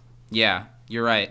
But it ends really weird with... So the conceit is that Abed's been patting on Chang for quite a while, assuming that he's a snowman that he's building, which, thinking of all the motions involved in creating a snowman, is a little traumatic to think about. And at the end of it, Chang's like, how about 10 more seconds on that third button? It's funny, but it's pretty gross. Yeah. correct on both If accounts. if we're supposed to believe that what is happening is actually happening in the real world. Mm-hmm. But I don't think. Well, I don't know. Have we gotten an update on Chang with his wife since they got back together in season 1? No. So he's assumedly a married man at this point, You're supposed to think so. but maybe he's not. I don't know. He just wants someone to touch him. Yeah, don't we all? Abed rushes into the study room, and everyone's just looking at him, and immediately Abed knows... Is Duncan there too? Yes. Already? Immediately Abed knows that they've, intervention caught him, and they're going to make him do therapy. This is where we get the bit, which I don't know why I think it's so funny, but Pierce is surprise! He promised not to do that, and he puts his hand slightly down. Surprise. And Duncan does good here, I think, where he is saying, no, Abed, I'm not just a professor, I'm also a Christmas wizard. And they are, at this point, willing to an extent to go along with what Abed's going through. And it's still for selfish reasons because Duncan wants to publish this. But it's the way it's going to have to happen, so they're willing to go with it instead of against it. Yeah. So they're willing to work together to find the meaning of Christmas. The study group, reluctantly, or whatever. Jeff, as always, is kind of the guy who's like, this feels like, I don't know, he can just read that we might be doing some damage here. Yeah, You know? he's like, this is not the best. But like you said, Abed is willing to kind of throw Duncan a bone, and he can start to see what Duncan's seeing. Okay, and he he's sits got down, ready to stars, be part of it. candy Stars. canes. And was there a little tree on there too? On the wizard's outfit? Looks like on the front there. Mm-hmm. And I like how Abed's willing to go along with these terms now, but then as soon as Duncan starts to go with it and try to take Abed a certain direction, it's clear that Abed's like, no, I'm in charge of this story. I'm going to say what's going to happen. And we saw a little glimpse of cookies that Pierce is eating, and we get to talk about it at the very end of this episode, but there is something about claymation food. Oh my god, it looks so good. It looks all so of good. it. No food will ever look or taste like what I imagine that tastes like. Because no right? cookie can be that I just want to bite into that frosting, that little fat first crunch. You like that little break. And it's not just claymation. It's a lot of animated food. Just how no burger, even the best, most expensive burger on earth, will ever live up to what I feel like a Krabby Patty would be. No way. Yeah. Same with a lot of anime food is next level. Oh sure, I know there's a lot of eating noodles type things. I bet there's some really detailed drawing of all the ingredients. And as hard as I try, it does not look like that. I've never had authentic ramen, and I'm sure I could find. I need to go to Indy or Castleton or Fisher's or something to really get it. But I want to try it. I want to get. I don't know what it is, but the flower shaped thing with the pink spiral. The uzumaki. And I want to get the egg. The egg and everything? Yeah. Egg? Yes. Egg? Can I offer you an egg in these trying times? Egg. So Duncan wants to put Abed in Christmas Tosis or something to go to Winter Wonderland. Abed says sure, but as soon as he starts hypnotizing him, Abed's like, you don't have to do that. We're just going to go on this journey together. And Duncan's like, we're going to use magic. Everyone knows magic, right? And everyone's like, yeah, okay. And Jeff really is kind of the voice of reason of this is a bad idea. Jeff often is that guy. He's not going to step in to keep something from happening, but he'll be the guy that's like, you guys are up right now. This is a mistake. Everyone put their hands on the table, eyes closed. I love the way they animated Jeff rolling his eyes a little bit as he put them on the table. That was great. Yeah, I like Troy's line about don't let Pierce relax any lower. Is that supposed to be a boner joke? Is that supposed to be a paralyzed joke? I am not totally sure, but I like it. But the way he said it was funny. Yeah. And everyone's ready for it. Abed's focusing on Duncan's voice, trying to relax. And they're all like, Abed, here, he takes over the story. The study group disappears from the scene that they're in. The table rumbles, and all of a sudden they're floating in Christmas space. And now we're getting to the point of the episode where all the visuals are just awesome.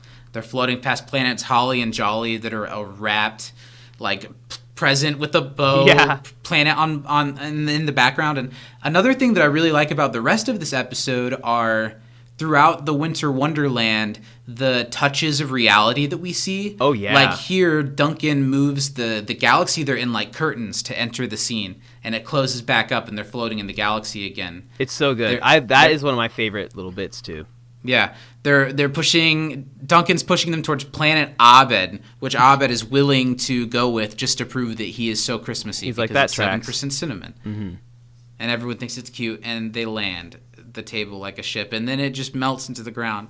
It's really cool, really smoothly done there too. Super smoothly done. And now they're in this snowy terrain. Winter Wonderland, super sparkly, and Pierce is like, "I just see the study room. What are you all talking about?"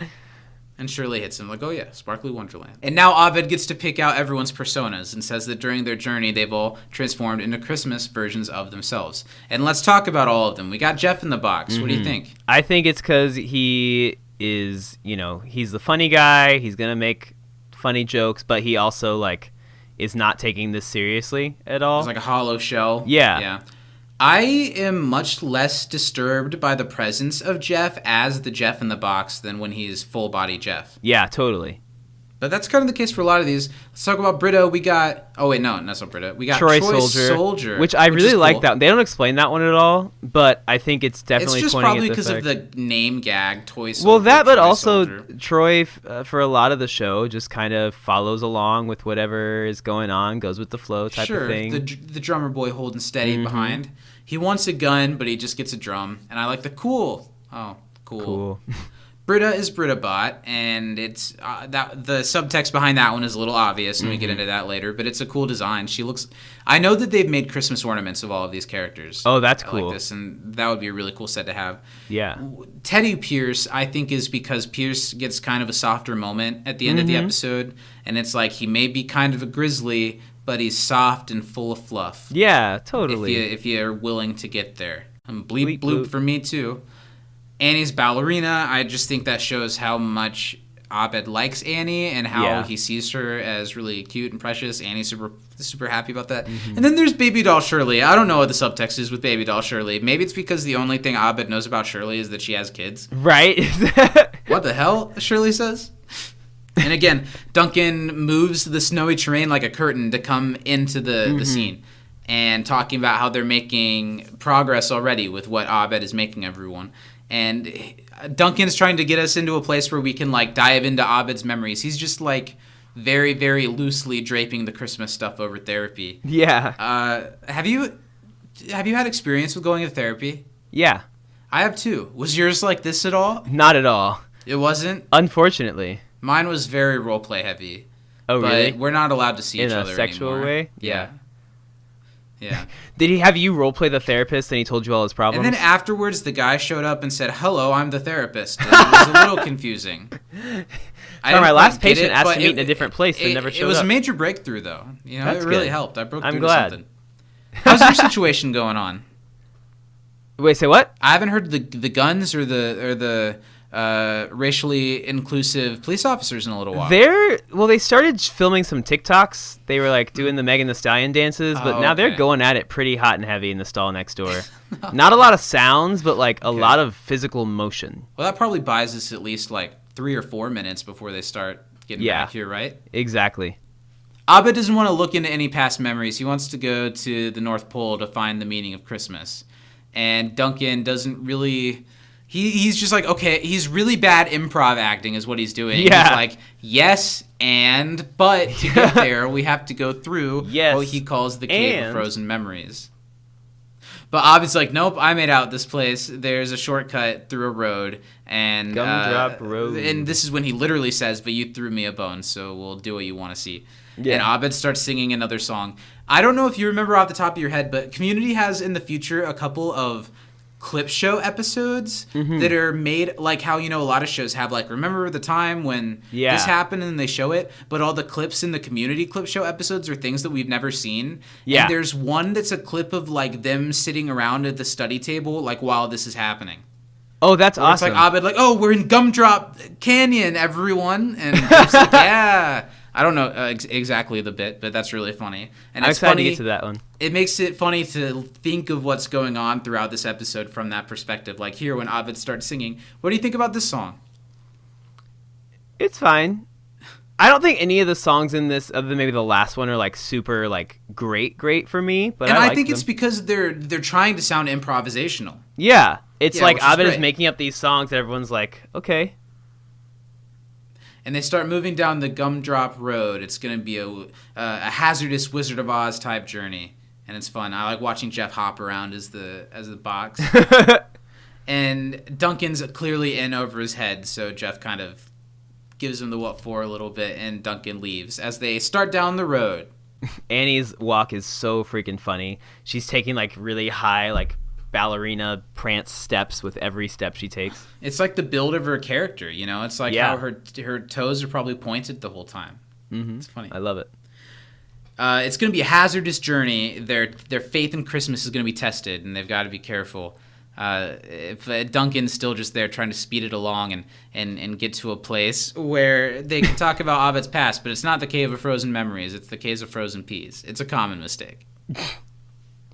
And you can tell Abed is enjoying the study group is all together. This is what he wanted all along. Yeah, so he's playing along, but he's also kind of with Duncan Duncan a little bit. Yeah, he's messing with him. And it does end up being an emotional breakthrough for him, which is great. But right now, yeah, he absolutely. And look here, you can see the bulletin board as Duncan pulls back the terrain like a curtain. I think that's such a great touch. Shirley's trying to figure out why she's a Christmas baby and not a Christmas angel. And what's Abed's explanation? Well, Bridget just says if you cry so much, maybe he'll change you. They kind of speculate, but is he not really willing to explain why? He doesn't explain any of them. Interesting. Annie thinks that they all just got random assignments, but it's not like I'm super cute and thin and graceful like a ballerina, right? It's because she's tightly wound. Because we didn't mention she is a wind-up ballerina, which is cute. Yeah. And Shirley, of course, she does have to say, well, you know, guys, if what we're looking for is the meaning of Christmas, I do know the meaning of Christmas, and I think I might be the only person here that does. And then she mentions the word therapy, which is a big no-no right now, because Abed's like, therapy? It's going to take him out of it, and the last thing they want, because then it's all over. So Duncan comes back, freezes her, ejects her from Planet Abed with a remote control Christmas pterodactyl. I like the way he says that, as he's just literally pulling it out of his ass. Yeah. But then it visually happens, which is so funny. He's just a pterodactyl with a wreath around his neck. Point being, Duncan says, if anyone's not here to help Abed, they should leave. Yeah, everyone looks at Pierce. Pierce is like, cookies. Cookies. Which I did. And Duncan leaves again. Another song. This is the first of these. Like I said, they're kind of Oompa Loompa style. And I like these quite a bit. Another kid has gone down. This one's cute. She was so high on her throne, the queen of Christmas babies thought that Christmas was her own. What a lesson to be learned. Mm-hmm. Very good. Now Shirley's gone. Jeff he's like, that's wonderful. And he's really trying to get out of here because he's got a date. He's got a catch to date, or a date to catch. A date to catch. Ugh. And so Abed summons up the humbugs, which is a cool idea. I like that too. These bugs that swarm, and they're really cool designed, and everyone has to stay sincere. They're attracted to sarcasm. Which, what does Jeff say? It gave Tim Burton a boner. He said somewhere Tim Burton just got a boner. Yeah. I saw yesterday that Tim Burton just got tapped. He's directing a live-action Netflix series about grown-up Wednesday Addams. I didn't know he was doing it, but I saw that they were going to make a show about that. That's interesting. It. I hope that Christina Ricci's still in it, because she. I don't think she's that old. I think she's in college. Oh, okay, that's fine. Maybe she could make a cameo of some sort. Mm-hmm. But of course, Jeff can't resist. He's so sarcastic, and so the humbugs start eating him alive. And one of my favorite line readings of the whole episode is like, "Oh, I guess I'm gonna have to go get laid." He's like, "Oh no, I'm a horrible guy." Is he sleeping with someone other than Britta? I guess. Or at least he wants them to think that. And this is really cute here because Annie decides that she wants to get in on the singing. So she comes up with a little, like, someone's just been sent off song. And it's basically so she can sing shit about Britta, I guess. But It's a cute moment. I like Annie in this episode after having some recent episodes that I've been less sure of how I feel about her. Yeah, I like her quite a bit in this one, too. But she has to point out her clever wordplay to everyone. Did you see what I did with the word presents? Now we're walking through Carroll Canyon, which is really cool. Instead of oxygen, the plants produce songs, which of course begs the question, how are they breathing? But I guess oxygen doesn't only come from plants. Maybe this is just a oxygen-based planet. Yeah, and here's the problem is if the atmosphere is 7% cinnamon, I feel like that's a lot of cinnamon to be breathing in. Yeah, that'd be hard to breathe because the cinnamon challenge does not go well for people. Yeah, it's not exactly a spoonful of cinnamon every breath, but it's cinnamon every breath forever. Yeah. Yeah. Plot hole. Fix your stories, Dan Harmon. It's really surprisingly cool of those police officers to wait for us to do this. Hold on. Oh, okay, sorry. No, I'm okay. I'm wiping. It's gonna be a minute. No, that was a courtesy flush. Okay. Thank you. They said so they don't know that this is what you're doing. No. They think you just had to. The Waffle House has been an issue. Has it been an issue? Are you also going through some stomach things while we record today? Yeah. Anyway, What were you about to say? So they're pretty Big Bang Theory fans, and when I mentioned that I did a podcast, they were like, "Oh, about Big Bang Theory, the best show, right?" And I was like, You didn't even say television podcast. You just said podcast. I said right podcast, about the Big Bang like, Theory. Big Bang Theory. Right. They're really into. We know podcasts. Yeah. Okay, so Britta has to bring up the whole thing of Jesus was born in April. They moved his birthday so they could steal the solstice from pagans, which is true, but a very buzzkill thing to say. Yeah. Abed tries to get her to sing in Carol Canyon. She's not willing to do it. She is kind of like Jeff. She's not really willing to take this that seriously. She doesn't love Christmas that much. She's not going to pretend to it. And that's going to be her downfall here in a little bit, that she's got no sincerity. She wouldn't sing a song. Come on, Britta. Now they're in a cave, a cave-like cave. Like, what do you mean cave-like? It is a cave. And it's the Cave of Frozen Memories. It's a safe place, Duncan says, as he steps back in to take back over, where they can observe suppressed experiences without being affected by them. Wouldn't that be a great place? Yeah, I would love the Cave of Frozen Memories. I would never leave. Yeah. And Abed very keenly says, can you show me how it's done? Because he's going to turn this around on Duncan and get Duncan emotional and worked up, which is super easy, as we're about to see. And so that's what's happening. He's focusing on a part of the cave and seeing his 10th Christmas. Great. Here, there you go. Look at it. Now you try. But Abed's like, no, what was your house like? What room were you in? What does it feel like? And Duncan starts tapping into where his house was, the color of the walls, that he's reading Paddington, the oil painting, like you mentioned, of a forest above the sofa. His mom always got him Paddington books every year. And Abed is totally just shitposting. Yeah. Mom won't stop crying. They don't know where the dad is. I'm going to America with Grandma. It's funny, and it's also interesting because we learn more about Duncan as a character in that 10 seconds than we've ever learned. Yeah. And it's so funny how so quickly he's trying to play so many mental games throughout this episode, and just so quickly he's really just concerned about himself. So he just storms off. He doesn't even say anything. He opens a door, goes back into the study room. He's been bested. He gets it. They're all concerned. They say, don't we need the wizard? It's a little silly to narrate all of this. They don't need the wizard, and they never did, and nobody needs the cave, which is Abed here more directly pushing away his actual feelings about what's going on, where nobody needs this cave. We don't need him. Never did. He's really not willing to use what they're trying to set up for him at all. And he pulls off a panel, self-destructs the cave. Because, every cave in the world has a secret self-destruct panel. All cave-like caves. Abed opens a slide door that goes directly to a canyon that they can catch a train to the North Pole from.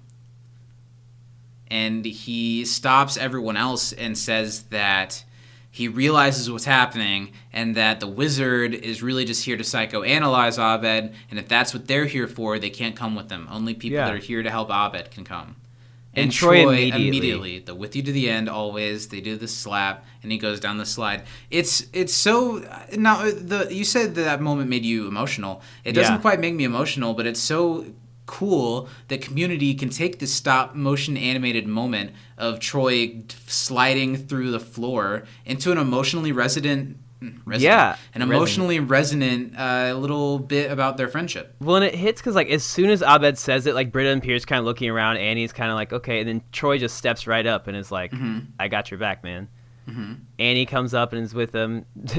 Pierce here Pierce for is the there cookies. for the He doesn't food. care about He's the not therapy. going anywhere. Yeah. But he's not letting Britta come through because she's the one that kind of tricked him into it. And, of course, she was really in on helping and wanting to psychoanalyze Abed, and she won't pretend to be Christmassy.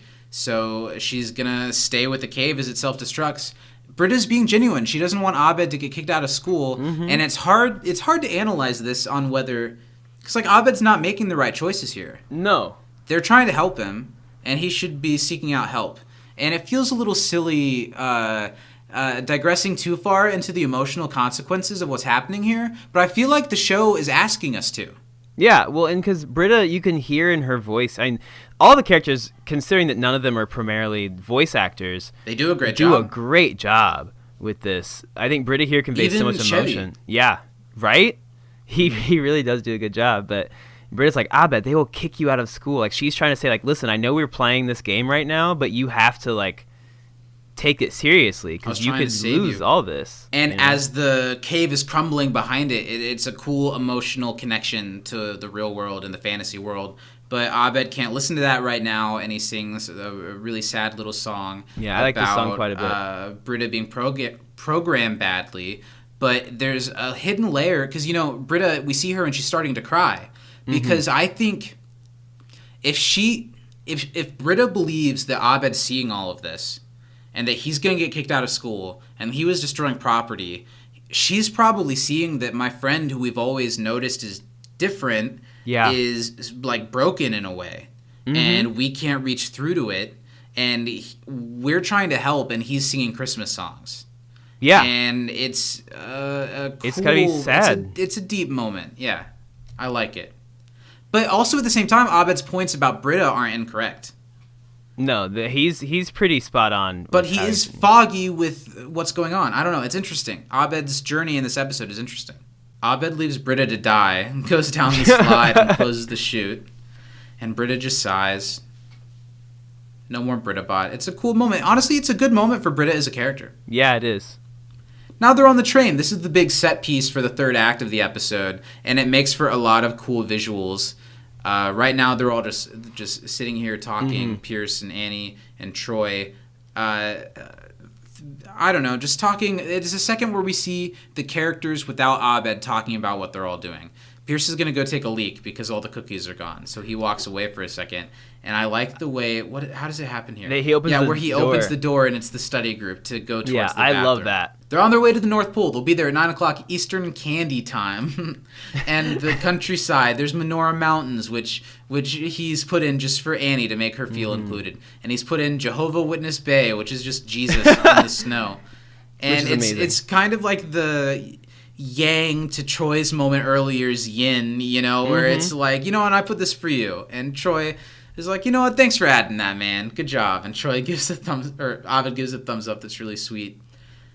And Annie has a nice moment about how, you know, this is a nice Christmas for her. They talk about her relationship to Christmas, but I think it's something that Abed needs to hear, that he's helped put together a good Christmas for his friends. We learn a little bit about Annie's family background and how it was kind of a half Episcopalian, half Jewish, and kind of a mash of cultures like what Abed has had. And this is the first thing that gets Abed to talk a little bit about what's real, about how his parents are divorced, about how he likes the rituals, and how every Christmas his mom visits and they watch Rudolph the Red-Nosed Reindeer on December 9th together every year. And, you know, this is really the emotional crux of the entire episode, what we're leading to. And it's going to go deeper with this. But do you think it's the only time a year that Abed has seen his mom for a while certain. Now? Yeah. And this is the first time it hasn't happened. I'm sure as he was younger and growing up, or shortly after the divorce, there was more times. And then as he gets older, this was like the last tradition to fall as others like fell. Yeah. And it's really sad. The delivery of Abed's lines here are so good in a minute when he's like, I don't remember who's Annie or Troy, one of them says it's December 8th. And he's like, there's December 9th today. And he's like, no. It's got to be the 8th. She's here every year. She's here December 9th. Every year she comes. and it's just like so like, I don't know. It's very clear that he is in such a state of denial and like pain because of this, because he can't fathom like, no, she has to come 'cause it's December 9th. That's what my mom does, you know?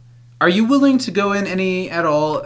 Are there any connections to your personal life here? Because I know that you've had a family that's in a state of flux before. You know, you talked about having a what I've heard referred to as like a father figure who was Muslim, and your mother is Christian, and your mother is a single woman. Yeah. And did not anything like this necessarily resonates, because like Christmas is just not my favorite holiday for a host of reasons. You know, I think that it's a time where it can feel very lonely even when you're around people. And so I kind of feel that in a bit where like, I get that. Maybe some of the magic that you feel as a kid on Christmas, when you get older, you kind of see more behind the curtain and know that it's not really always magical, and it is tough to make things like that, you know? So I always appreciated that my mom would always, you know, do her best to make it like a good Christmas, you know, but as I got older, I kind of was on the other side of that, you know, making sure that, you know, everyone else was having a good Christmas. Well, I think we'll get to have that magic again if we have children in the future and we get to watch it through them, because we're going to want to make it what it never was for us. Even if what we had was good, we're going to, you know what I mean? I think that'll maybe change your spirits towards it a little bit. Well, and this year was probably one of my favorite Christmases in a while, actually. Good. Yeah. Nice. Nice. And I think that's part of the disconnect of this year in general. You know, or of last year and whatever, you know, just the state of being around people. We're not quite to a line yet, but a line about warmth on the coldest days at Christmas time. It really can happen. Yeah. And when it does, it's something really special. So all of Annie and Troy, who are really the ones who are truest to Abed in this episode, Troy points out to Abed that it is December 9th. It's the last day of classes. It implies that Abed's mom isn't coming this year because she's not here right now. And Abed isn't even willing to address that. He says, well, it can't be. It must be the 8th. She comes every year. Every year she's coming. She'll be there. And Troy and Annie knowingly look at each other, and the way that they animate that knowing look between each other is special. Really good. And so Duncan comes rushing in because we've just gotten to a big breakthrough, right? And it's time to stop the train. After Duncan was emasculated in the dorm room, this is when Duncan becomes a villain. He went through Abed's stuff, or at least went to his dorm room, and found a letter from Abed's mom that he had opened and left that explains that she's not coming this year, and explains that she has a family. But Abed knows that that's where we're going towards, and he's not willing to go there. So first, he kind of has a meltdown here, really, where he talks about Duncan not being a Christmas wizard. He's a Christmas warlock. He's a villain, and now he's someone that we have to fend off, and he's going to crawl out the window to get away with him. And I think this is important because we get a point where Troy and Annie get what's going on a deeper level now, and realize that what Duncan is doing and trying to hint at is true, but they need to be there for their friend right now, and this is what they need to do to be there for him right now. Yeah, right? Well, and it's kind of like what Abed said to Britta. She doesn't trust herself or her friends, so they don't trust Abed to deal with this himself and find the meaning of Christmas, or, you know, find his solution on his own. Yeah. And so they're trying to force him to get there their way.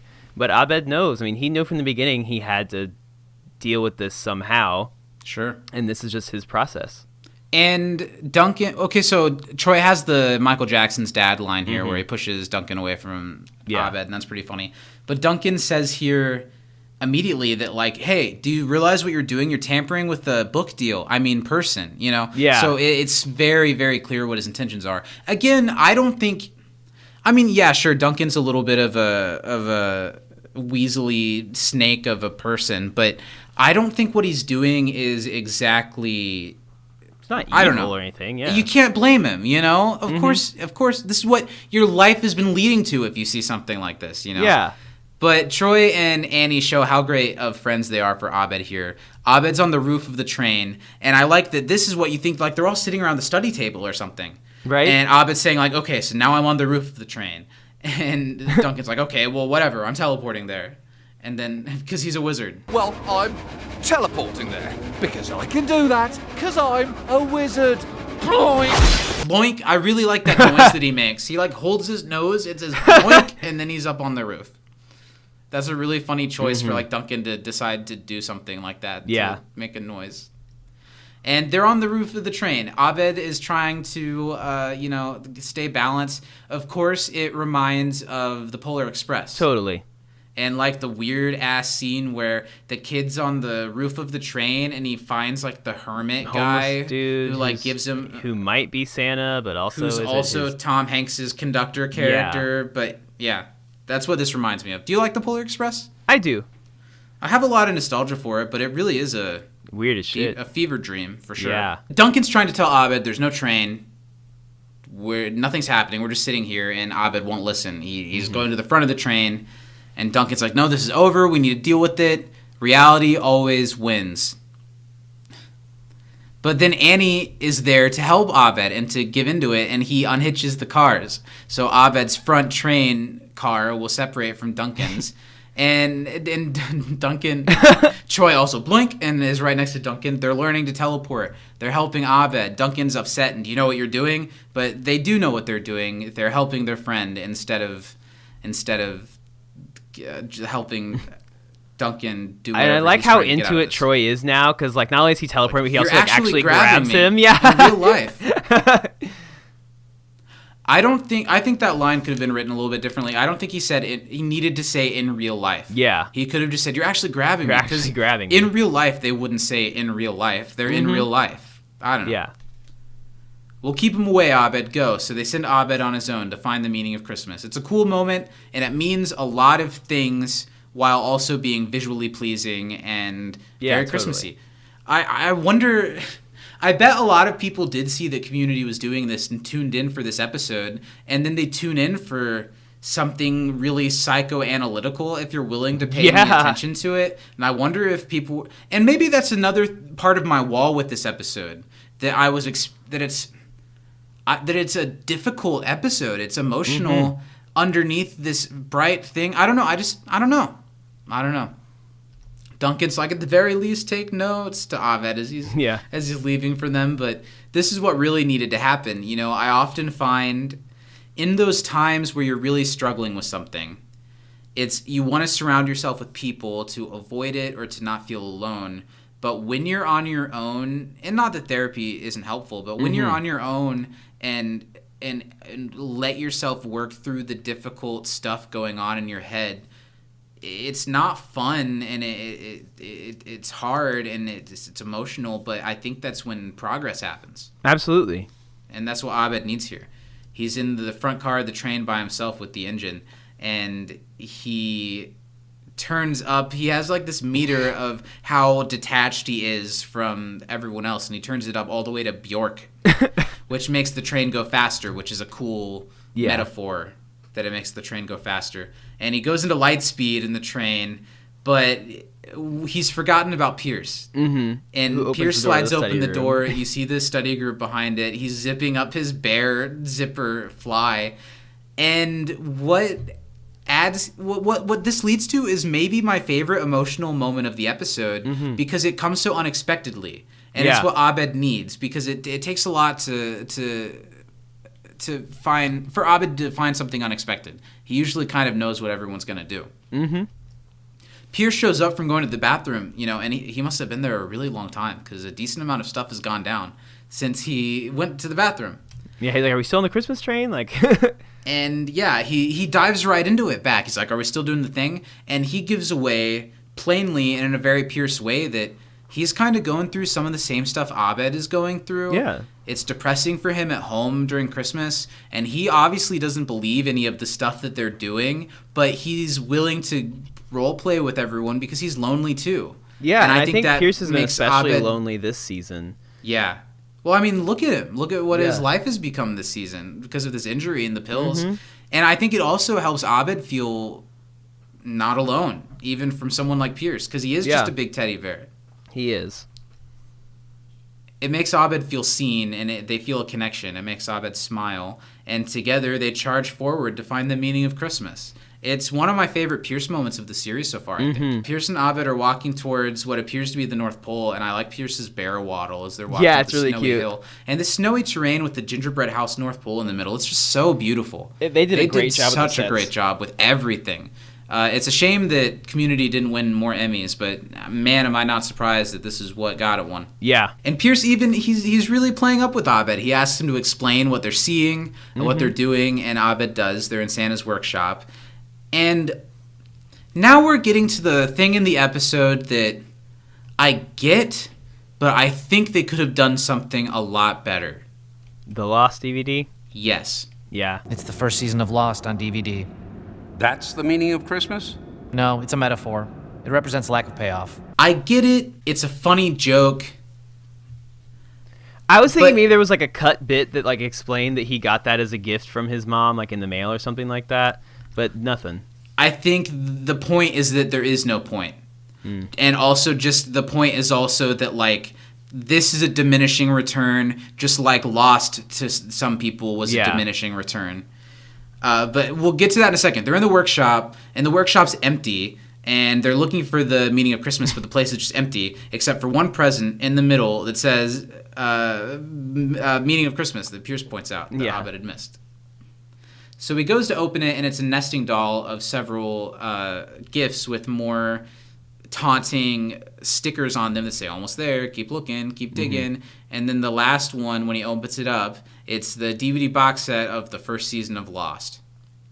I just feel like if ever there was a moment for Community, and I get it, because if ever there was a moment for them to do a big emotional thing, this was it. Yeah. And they kind of do in the end of the episode, but I feel like this moment was it. And they were scared of doing something that was like cheesy or hacky. Yeah, like it could have been a so picture they did of, a joke. of him and his mom together. It could have been all sorts of things. I don't but- know. I don't know what it needed to be, but this always never set completely right with me. Does it not bug you? I've always thought of it as it was a I don't gift that quite get somebody this. got him. Yeah. Like that's what in my mind, in my head canon, is what it is his mom was like, here's your Christmas present that I sent you with this or whatever. I guess don't know. because he's like a nerd. Yeah. And maybe his mom knows And she'd be like, that nerds oh, are into this is a Lost. show that's Sure. good. Abed would like this. But maybe it's not even that much, you know? It's a metaphor, Pierce says. Or It Pierce represents asks and lack Abed of says it's a payoff. metaphor. They literally say it. And Duncan shows himself again and kind of tells Abed, you think you can save Christmas, you think you can turn yourself into an animated character to get over that your mom left you. And he pulls out the note and explains that Abed's mom wrote in that she's not coming. She has a new family. Abed's an adult. And it's like sort of a sweet note, but it is harsh. Oh, I and think the note's cold. shitty. And I think it's indicative of, the type of upbringing that he would have and some of the, some of the cultural tropes of Abed's family setup. I feel like there can be a lot of quiet emotion and a lot of, of a wall between family members, even between like husband and wife, just from what I see in media created by people with that experience, I feel like. And it's just this note, and Abed immediately, I imagine, dropped this note and went into what he's doing now. He had to save Christmas somehow, so he did this with his assumed family. And Duncan reading the note to him freezes Abed, which is a sad moment and a sad visual. And Duncan got what he wanted, but Abed's still broken, and he was close to what he was trying to get to. And Pierce stands up for Abed, which is really which I nice. love. He's the only one there, and he can even see, even pilled out Pierce Hawthorne can see through what Duncan's doing. And Duncan, again, just kind of projects himself back onto it, saying, this is what Christmas does to people. We put too much meaning into it, and then all of this happens. And then the lack of return is rescinded, though, because the whole study group is there to stand up for Abed. Because they were probably there the whole time, but now they're stepping back into the scene. They're there to save Christmas. They're there to save Abed. They're there to take down Duncan. And this scene is really cool. They all have stupid guns. They all start shooting him. Duncan's talking about, you're enabling a delusion, but the study group knows what they need to do for their friend now. Yeah. The delusion, Jeff says, that he's trying to cure is called Christmas, Duncan.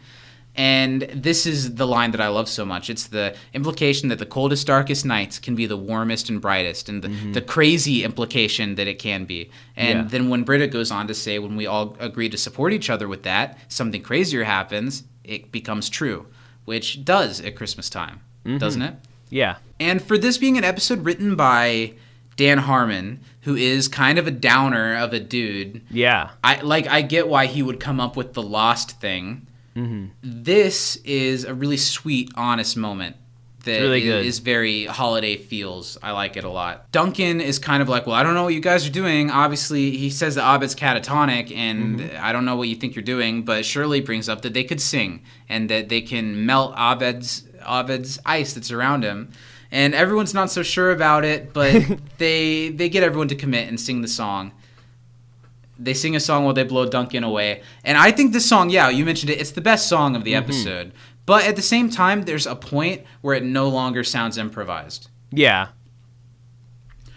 They tell Britta to start, and she does, which is a nice moment for her because she wasn't willing to earlier. And all of these things that each character sings sounds improvised. The Christmas time is a time to sing. That's what Christmas is for.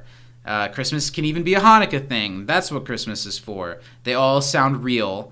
And Abed is starting to melt. Shirley's is a little more musical, but it's Shirley, so it tracks. And I'm happy that we get Yvette singing because I'd always want more of that. Yeah, it's interesting that we don't get more than that. It's about the birth of Jesus Christ. She sings loud and proud. And she does like the praise hands with their baby stubs. And then Jeff is like, okay. And I like, Joel obviously can't sing that well. But I like how he delivers it as Jeff, who probably couldn't sing that well. Yeah. Then he's like, all right, come down, Shirley. It's still a good time to be nice. You know, it's a nice moment. And they're all shooting Duncan.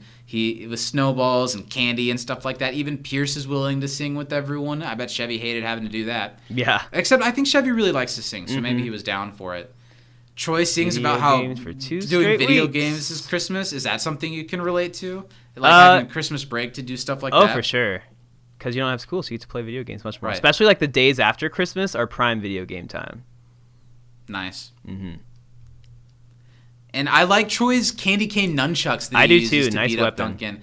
And he's using her ballerina skills to beat up Duncan and give him a high kick. And this is when they all start kind of singing in unison, and it no longer sounds like something that's improvised. But it's still really cute, the way that Annie and Jeff do the kind of Grease, like face-to-face, boy and girl singing. It's as a jack-in-the-box and a ballerina. It's really funny. They're all singing together. They're all happy, and they've all made this a special Christmas for Abed, and really for all of them, even for Duncan, I'm sure, you know? Yeah. And Abed's melted. He's there with them. Christmas is saved. And Annie has the remote for the Christmas pterodactyl, which takes Duncan away. And he's like, all right, fine, I'm leaving, which is just Duncan leaving the study group. And he makes the pterodactyl self-destruct. He's like, don't you think that's a little much? And then the whole thing explodes with Duncan. It's pretty funny. And Abed's still somber. You know, he's sitting at his knees with the Lost DVD. And the first thing that he says is that he gets it, I guess, that everything that's happened has brought him to the conclusion he wanted. The meaning of Christmas. And this is some truth right here. The meaning of Christmas is that the idea of Christmas has meaning. And it can mean whatever we want. Because I think a lot of times we need that warmth, we need that feeling of family camaraderie or of spirit between others, and of maybe it is a little bit of forced happiness, and maybe that's part of the beauty of it. You know? Totally. I think they do get to a truth here. And Abed says, you know, it used to mean being with my mom, but now it can mean being with you guys, and that's special to him, and I think it's special to all of them. And he says, thanks, Lost. And everyone hugs, and Abed closes his eyes, and now they're back in the study room. Still claymation.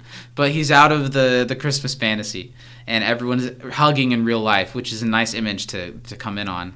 He says he feels better now, and he says he could make it not stop motion. I guess they don't need to be. But Britta suggests, let's just do it for the rest of Christmas. And I think it's cute that Britta is the one who's doing things like this, because she was so against it earlier. Totally. And they're all feeling the Christmas spirit together now. Yeah, it's a nice moment.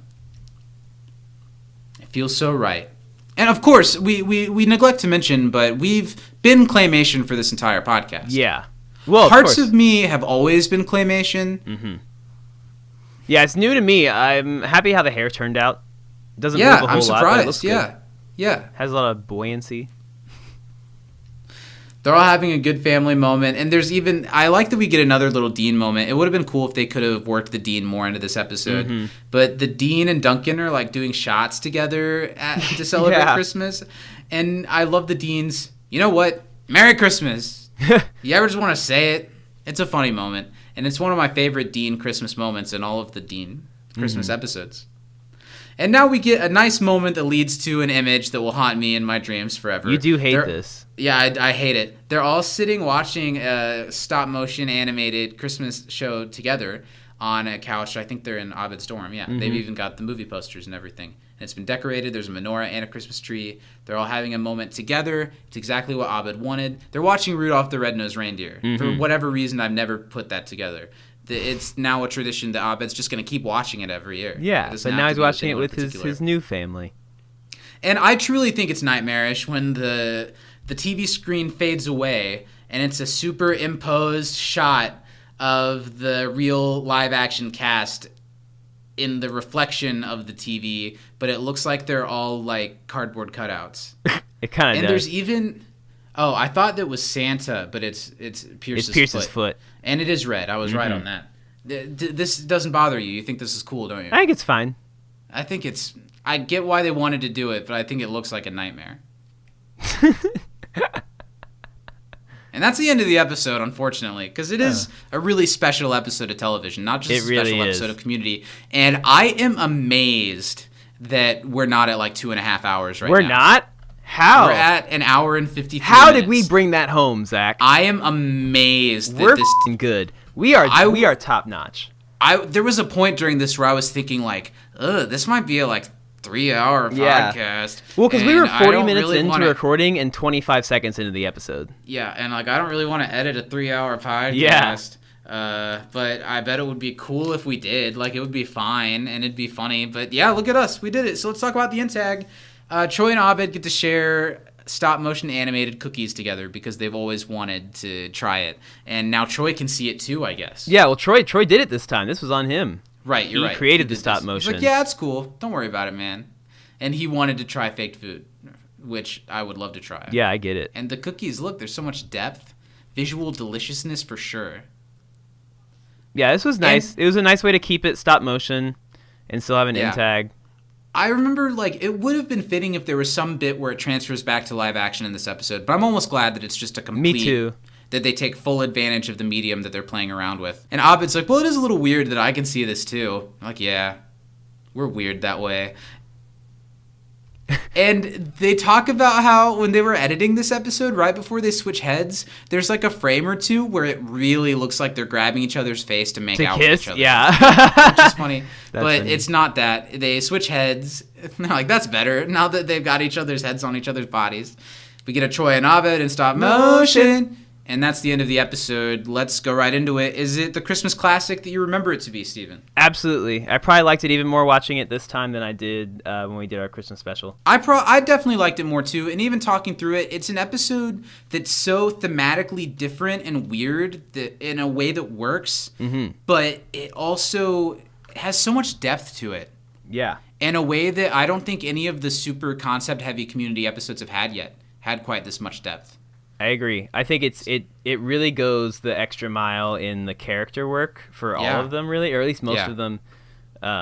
There's a surprisingly great Britta moment. Good Duncan. And Pierce? Stuff. Yeah, Pierce.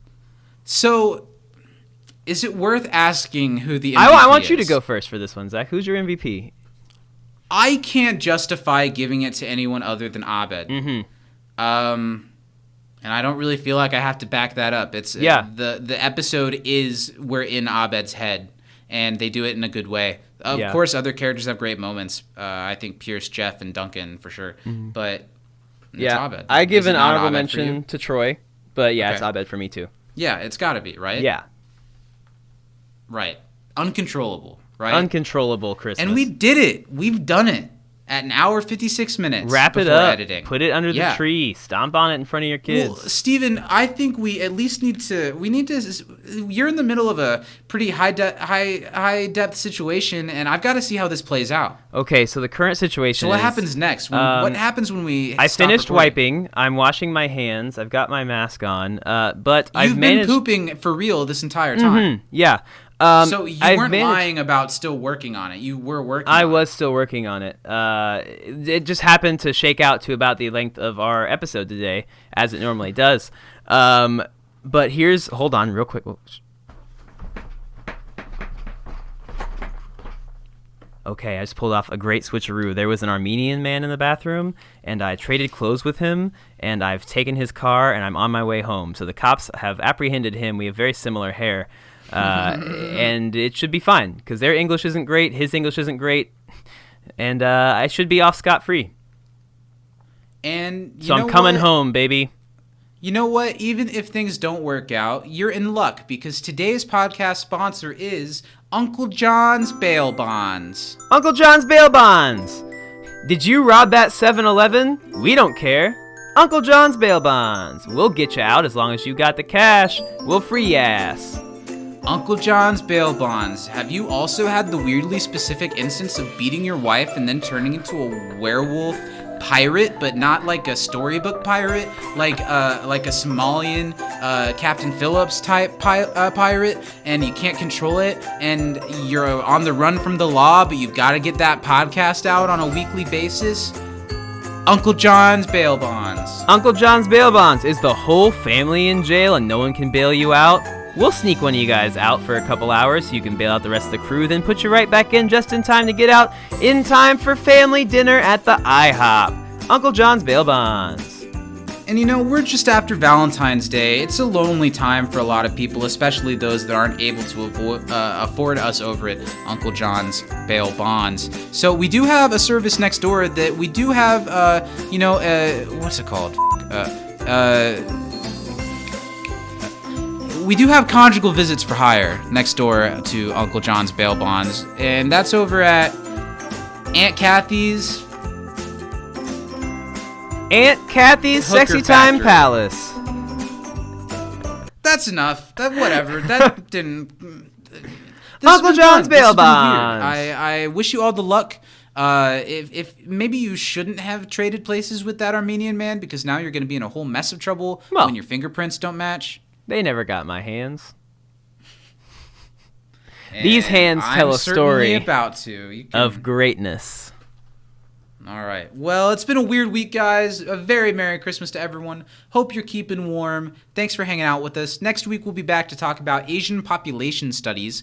So please send in trivia, MVP, and favorite funny moment to can'tdisappointpodcast@gmail.com. And Steven, what if people have a little bit of extra money burning a hole in their pockets, what's something that they could trade that for? I think they should go and swap that wampum for a little bit of yummy content over at patreon.com/can'tdisappointpodcast. We have all sorts of fun stuff over there for you. And if you want us to say your name or give you an extended shout out on the show, maybe you should give us a little more of that dough.